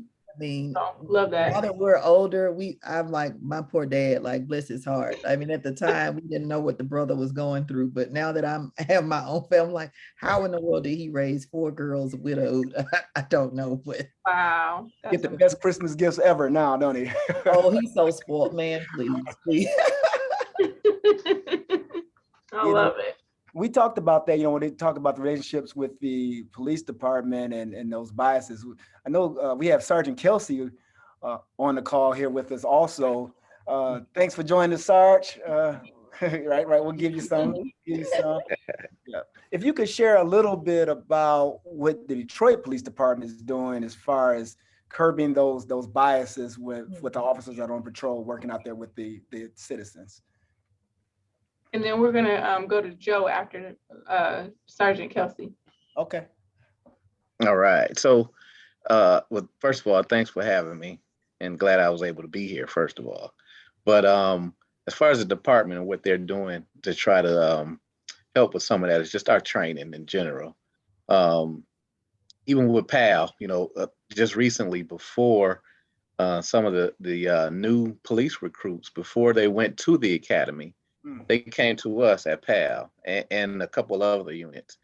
And they had the opportunity to meet with the community, because that's what we do. We're community officers. So they had a chance to do that as opposed to just going straight to the academy and learning how to be the police. And we think that actually doing that helps open their eyes to let them see that being the police is more than just writing tickets, taking people to jail, breaking up fights and running and chasing after people. Is actually being a part of the community and being that community advocate and helping them with their everyday lives, and not just being over there for a crime situation or something of that nature. Right. Just trying to get there before crime actually happens. Correct. And I think that's very valuable. That I always say policing is two things real quick. One, it's a science, and two, is the art. So the science part is knowing the laws, knowing what you must do in certain situations. But it's the art part, I think, that sometimes is lost, is like having a little bit of compassion, understanding what your community is going through before you're quick to react and quick to put someone in handcuffs and things like that nature. Maybe just understanding the situation, that everything don't necessarily have to be a crime, even though rules may have been broken. So that was good to have the recruits come over and do some community service before they actually become a full-fledged officer. Good. So thank you for that, Sarge. Thank you. That's a great picture you got in the background too. I see that. Right. And so we have, who do we say we have here? Did we say we had Joseph? Joseph Smith in the house. Yes, Joseph. And we want to capture his voice. Yep. So, wrong Joe. Oh, no. Wait a minute. Never mind. Wrong one. Not Joseph Smith. I can give you my voice, but maybe the wrong one. All right, continue. That's our producer, Mr. Joseph Smith, behind the scenes, working real hard. Thanks for all that you do with the videos and everything. Thank you for showing your face and showing the one of the masters, you and Justin, behind our tech behind the scenes, making all the magic happen. Right. So I do want to touch base. I want to comment, Sergeant Kelsey, you mentioned training and development and the police officers going through the training with community policing was instrumental in the way they police the community as a whole. I think that's such an interesting topic and comment, just in terms of establishing trust. I think, Norwood, you always say that we can't arrest all our problems away. You might have mentioned that, right? And so I think that helps even to understand, our community is in need. Police are there to serve and to protect. And so, just removing that bias, removing those assumptions. I like to use the word assumptions that we can have about people, about the community. And that's what Detroit PAL has been doing, again, for 52 years. So I'm just really glad that we take that approach, and I'm excited to be able to expand that model across the nation through our community connection initiative that we're actually currently working on.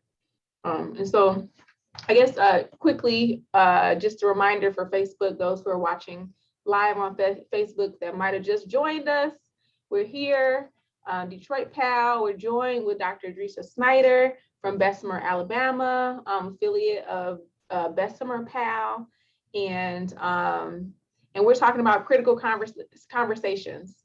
This program is made possible through the generous sponsorship of the Ford Motor Company Fund. So we want to thank them again, and for thanks also to Verizon and Rocket Mortgage for their contributions. But yeah, this these are great conversations. They're breaking down barriers. We're building camaraderie and trust and respect again. So great time to be in community policing, and much needed. Much needed.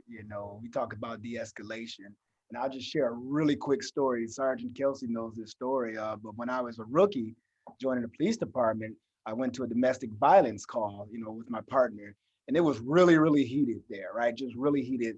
Lots of people in the house, and everybody's fussing and arguing. And so we get there, and the guy who made the 911 call just really wanted us to remove one of the party participants, right? But he was really amped, and he was using a lot of profanity. You gotta get these blank out of here, whatever. And so my partner, I grew up in the city of Detroit, so I see these things all the time growing up, these big parties, right? But my partner, that wasn't part of his normal culture. So he wasn't used to large parties. He comes from a very small community. So to him, everything was like off the chain. So, and the guy who calls, I just want him out of here, he's yelling. So my partner was trying to get things under control, like, sir, please just calm down. And he's like, I am calm, I just need you guys to get him out of here. So they're going back and forth, yelling at each other, not understanding what's really going on with the other one's thought. The one who made the call just really wanted the drunk person out of their house, and the officer was trying to gain control. So we move fast forward, and I just asked my partner, say, you know what, let me just talk to him. I kind of know how this is going on. Just let me try to handle it. And he let me, the young rookie, just kind of handle the situation. And so after the call, afterwards, we got the unwanted individual out of the house. No incident, nobody got arrested or anything like that, and everything just calmed down. And I had a conversation with my partner, just telling them, you know what, he really wasn't mad at you. He wasn't mad at us in the blue uniforms or anything. He was just mad at the situation. And he just wanted help. He was actually the one who called. So we don't really want to arrest the person that called, right? Just because people are talking loud and using profanity doesn't necessarily mean they're being aggressive or they're being disrespectful. That's kind of their culture norm in that environment. So we had a good conversation about that, and we both learned a lot from each other about how people communicate differently and how you serve your community. So that's something that always stuck with me over these 30 years, about how communication plays a role in understanding the culture and communities that you serve. All right. Yeah, I love that. I mean, communication is everything, right? And listening and listening, right? Listen, right? Yes, Dr. Snyder. Right? Doc. Did he say 30 years? Is that what he said, 30? Yeah, 30, it's still counting, 30 plus. It took 30 years. Right. Yeah, right. I started very young. Right. And even to piggyback on what you're saying, and going into situations, a lot of times those people are upset. And, as officers, we'll go in there and tell them to calm down. But, we have to remember, look, they are upset. And I'll tell people, it's okay for you to be upset. It's just, it's hard for me to understand you, and I can't help you if you're upset and you're loud and you're screaming. But I'm right here. You could talk to me, and let's be upset, but just help me help you. So just, come down a little bit, slow down a little bit, and that'll help. So, just piggybacking on Norwood's story, that helps a lot. Yeah, just that insight on what police officers have to go through, and the dangers that you run toward, and the conflicts that you resolve, and all those things, and expect it to be perfect in all of it. So, that helps me to understand. I'm sure others on this call too. All right, welcome back, everybody, from the breakout rooms. We're excited to dig in to your responses. But first, we want to show a quick video of our Youth Voice Council. This is a group of middle school and high school youth that represent Detroit PAL youth as a whole, We welcome any of you that are interested in leading to apply and be a part of this great council. So let's hear from them really quickly. Youth Voice. My name is Paul D. Wilson.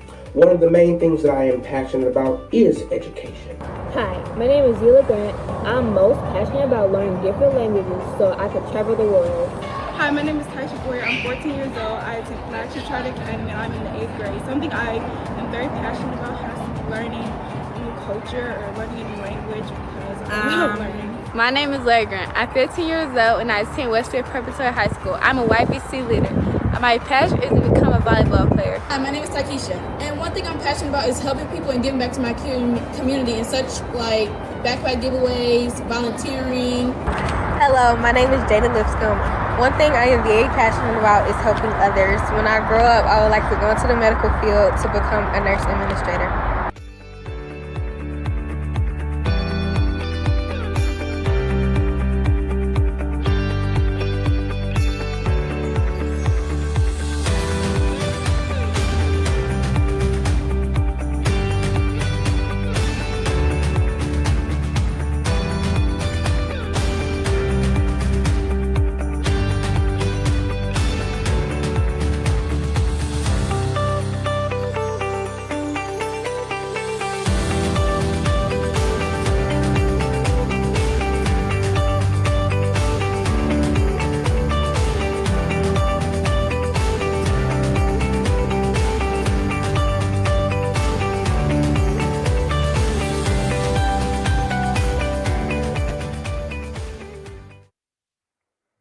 All right, tears. Voice Council. It's okay to go ahead and have a little tear right there. Just it's okay. It's all right. I see you, doctor. I see you. Proud. I'm so proud of the babies. Yes. The emerging adults, the leaders, the voice of Detroit PAL. Fantastic. So again, just a short video to highlight some of the great work that the Youth Voice Council is a part of. So welcome you to join the group. All right, so let's dig in. We have a lot to do and we have very little time to do it in. So we're going to speed through about 1 minute for each of the next 5 groups to be able to share back.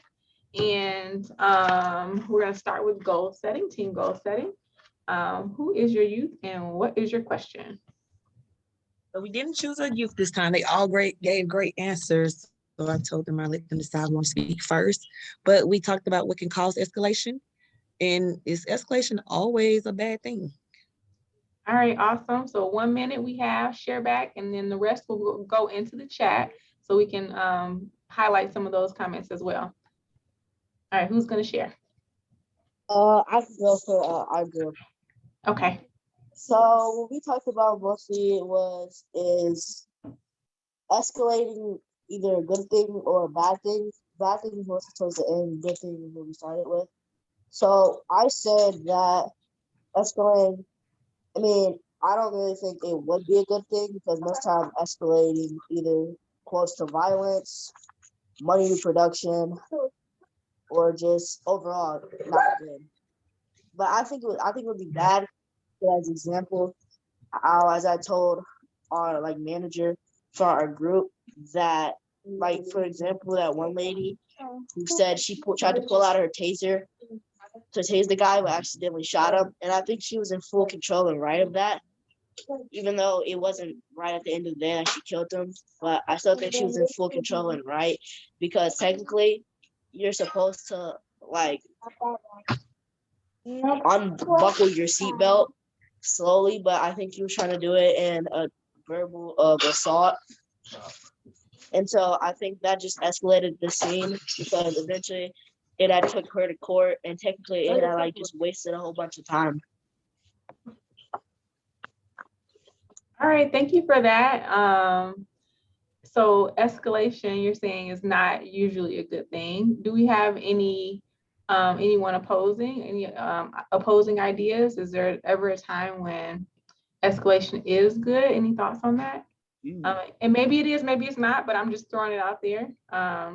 If you have, I don't know if Aiden wanted to speak, but he gave an example of when Okay. when you're defending others, when an officer has to step in to protect other citizens. That's when Okay. escalation probably is necessary. Okay, so I was saying that you really shouldn't use escalation unless unless the situation is harming others. So if it's not really a threat to anyone, you really shouldn't escalate the situation, because that's like kind of the last thing that you would want to do. In my opinion, I think that's the last thing that you would want to do. And I'm obviously not a cop, but I just think that if I was an officer, that would be my mindset. And so yeah, I feel like I used an example like a gas station. Say there was someone in the gas station with the robber and they were in harm's way. Then I would take steps and use escalation just to make sure that they are, out of harm's way. Okay. Awesome. Thank you for sharing that. That's a good perspective too. Yes. All right. So let's move on to the next group. And if you have other thoughts, Kiana's put them hand in the was up chat. for a while. Yeah, Miss Tate. Oh yeah. All right. Go ahead, Ms. Tate. Dunker. When individuals are pulled over in a traffic stop, when they come and approach the situation in an aggressive manner, then that could escalate the situation. But when they come and they are more calm, then they can have a better communication understanding of the communication. So it's very important, whether the individual is deaf or hearing, is that they approach the situation in a calm manner. It doesn't matter, if they're driving fast or whatever the situation is, just come in a calm manner and just explain what was done, in a non-aggressive way. Then that could make sure a situation does not escalate into something worse. Mm-hmm. That's good. So Very being well said. aware of aggression, trying to limit the aggression that we exhibit to help decrease, to de-escalate a situation or prevent escalation. All right. And sometimes we don't know those things that might escalate a situation. We don't even know that we might be doing those things. So it's good that you mentioned that, because we're going to talk about that in the future, about ways to prevent things from escalating. So I'm glad that was brought up. Mm-hmm. Now, what about de-escalation? That's for team resilience. And Officer Paul Spann could bring a youth to us this time where we're addressing the question, is de-escalation ever possible? And what leads to it? And if so, what leads to it?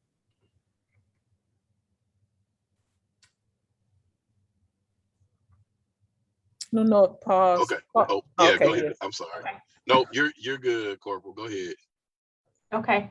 Did you want you? Okay. Well, we had Hannah's gonna represent us. We got girl power going on here. So our question was, what leads to de-escalation? And Hannah has us on this one. Go, Hannah. What can lead to de-escalation? It could be like when two people are talking and then someone noticed that it's a problem and that the situation is kind of getting out of control. So then they realize that problem and then they might try to solve it, or like be like, oh my God, this is getting out of hand, and try to like stop the situation.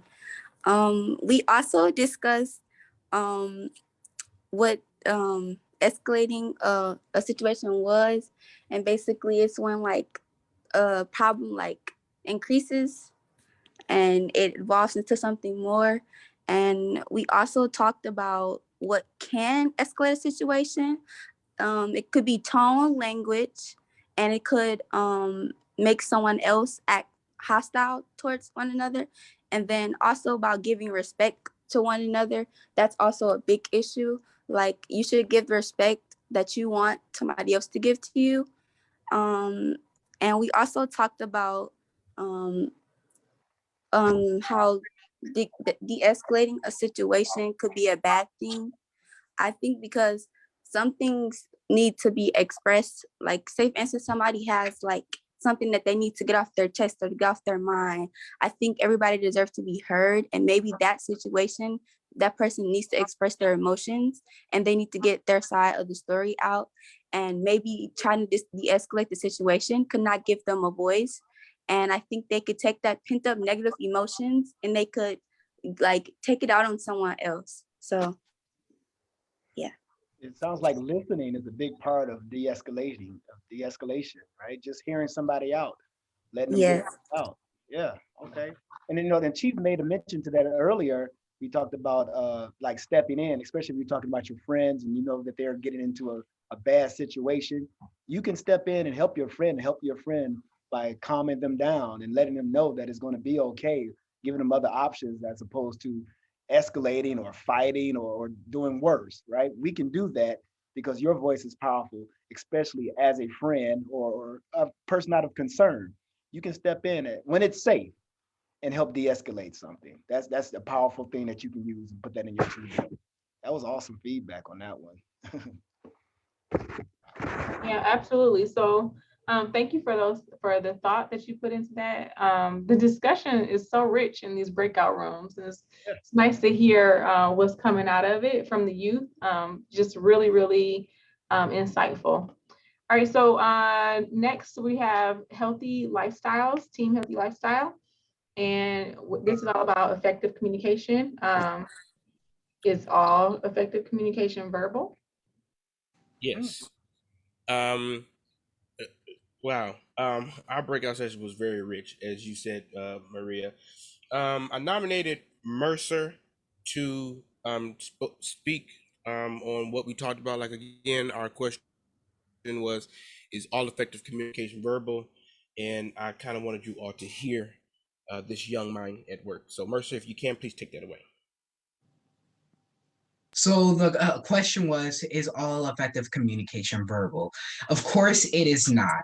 Not everything can be said out loud. Say somebody is indecent. You can't just go up and tell them just in front of everybody that they are indecent. And say that you're in class. Sometimes you just can't speak verbally. Sometimes you just need to find another way of communication. And say expressions. Expressions are another great way. See, if you can pick up on expressions fast, then you've already done well at nonverbal communication, because expressions is the greatest form of nonverbal communication. And there are many other ways to communicate nonverbally. Just by raising your eyebrow and lifting and shaking your head, you can know that you're agreeing with somebody. By crying or just by scolding your face, you can tell that somebody is feeling emotional. And either way, you just know that by passing notes, writing something down to somebody else, you can share ideas without having to be verbal. And there are so many ways to just be effective without having to actually speak, because you can't just speak your mind in every situation that you're in life. So I just really, so that's really the point that I really wanted to get across, that not everything has to be said out loud to other people just for it to have an impact on them. Thank you for that. Wow. Can we get some woohoo? Yeah, man. You get the waves. Definitely. Well said, very clear articulation. If I could have more time, we would do some expressions on here and have some fun with that, but we got to keep it moving. So team accountability. Question is, does the definition of effective communication change based on changing factors? Oh, that's not the right question. Sorry, y'all. Was that the right one? Yeah, that was the right question. Yeah. Can you hear me? Yep.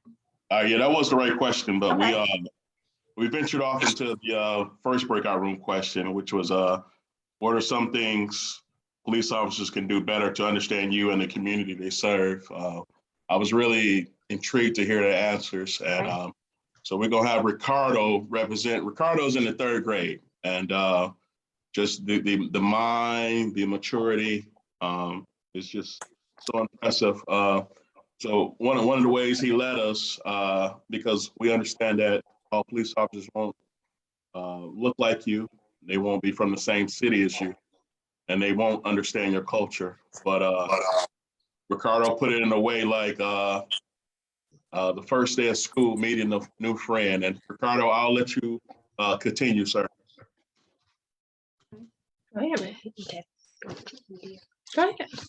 My name is Ricardo Jackson Jr., and I said treat others like you want to be treated and introduce yourselves. Ask questions like what's your food, holiday, and birthday. Getting to know the person. How about that?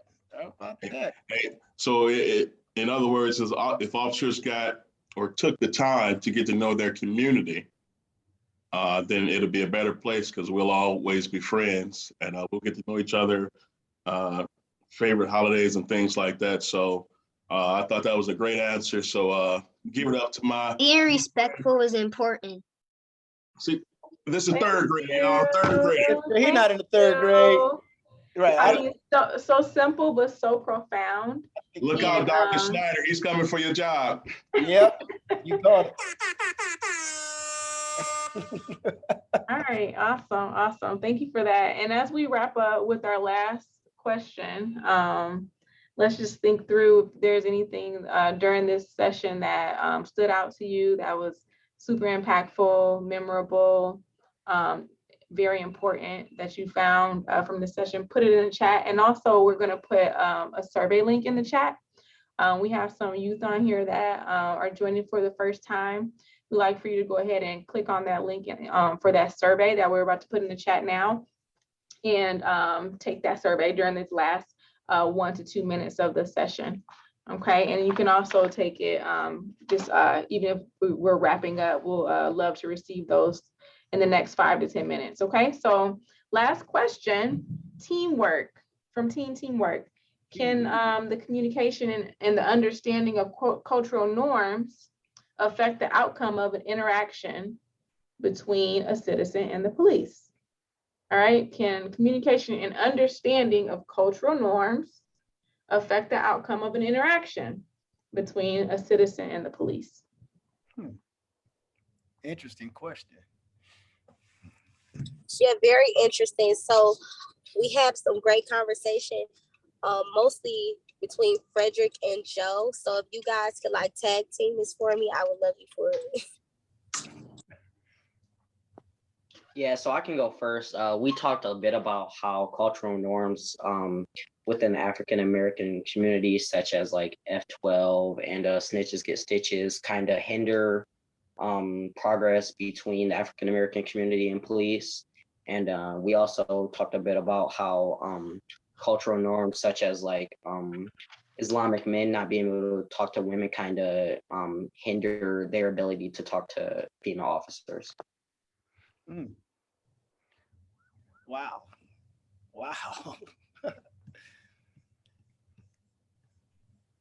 All right, that was really good. Joe always brings the most insightful and profound examples. Any other thoughts on that? Final thoughts on that as we are wrapping up?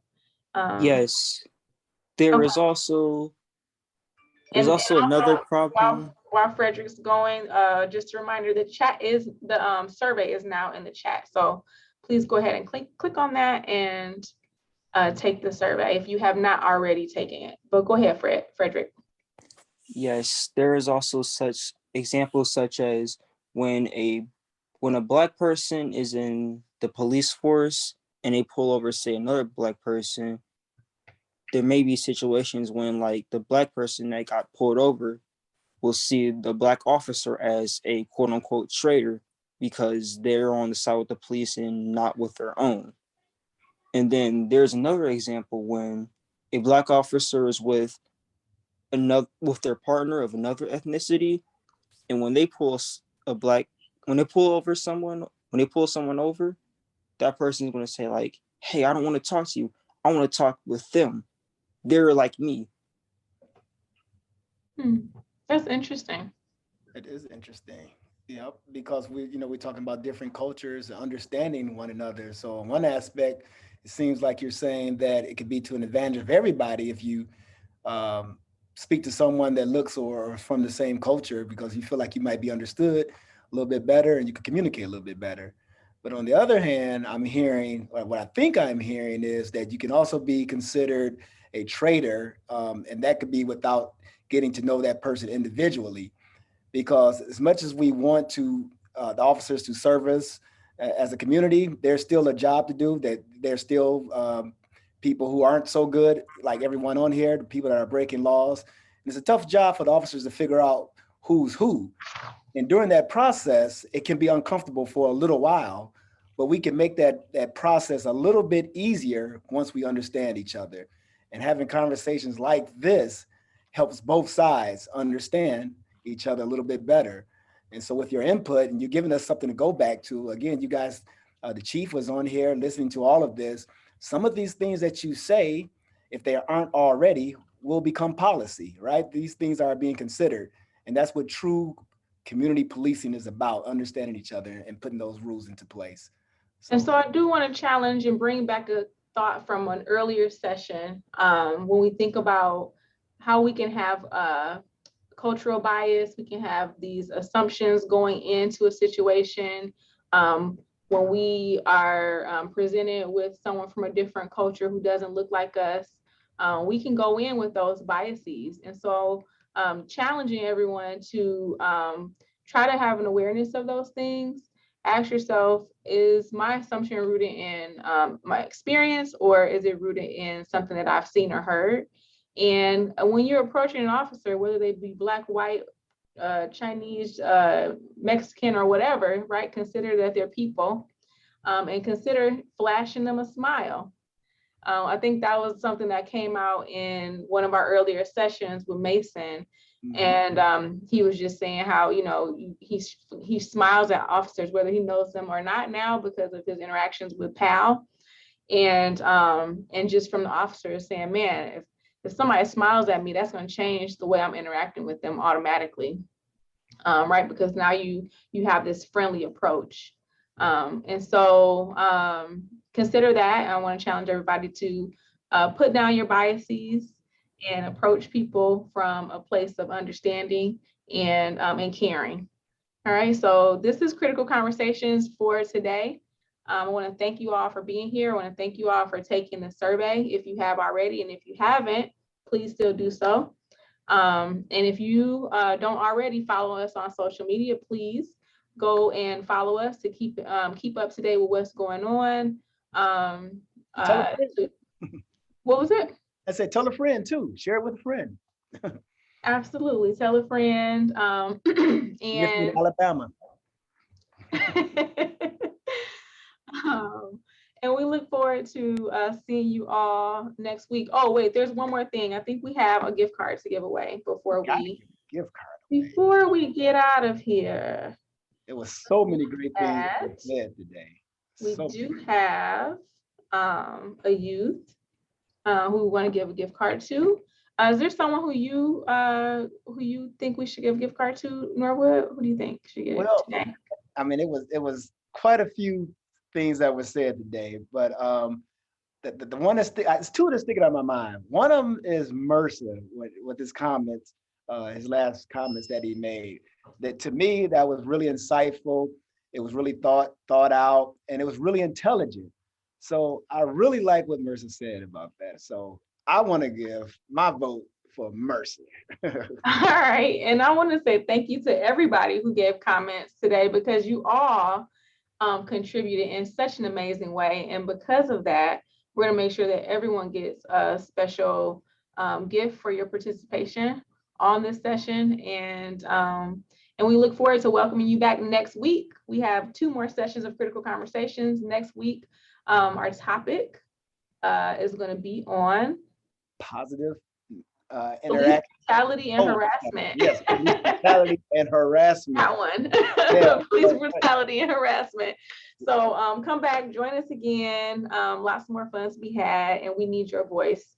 That's the most important thing in this place, in this virtual place. So thank you, and we'll see you later. Thank you for having me. Oh, you're so welcome. was amazing. So glad to have you. Please come Thank back. you, Ma'am. Ricardo. Bye. Hi, Ricardo. Bye. Bye. Have a good night, Ricardo. Good job You to all. too. Good night, job. everyone. Yes. Awesome job. Bye. Phenomenal today. But wait, well, I'm not, you know what? Well, I think we might have two. Is everybody still here? Oh Good man. night, 'Cause I everyone. think Frederick, I like what he said as well too. Oh my We might have some surprise gift cards going out, Okay. extra gift cards going out for participation. Never know. Participation. Bye. Bye, Ricardo. See you next week. See you next week too. All right.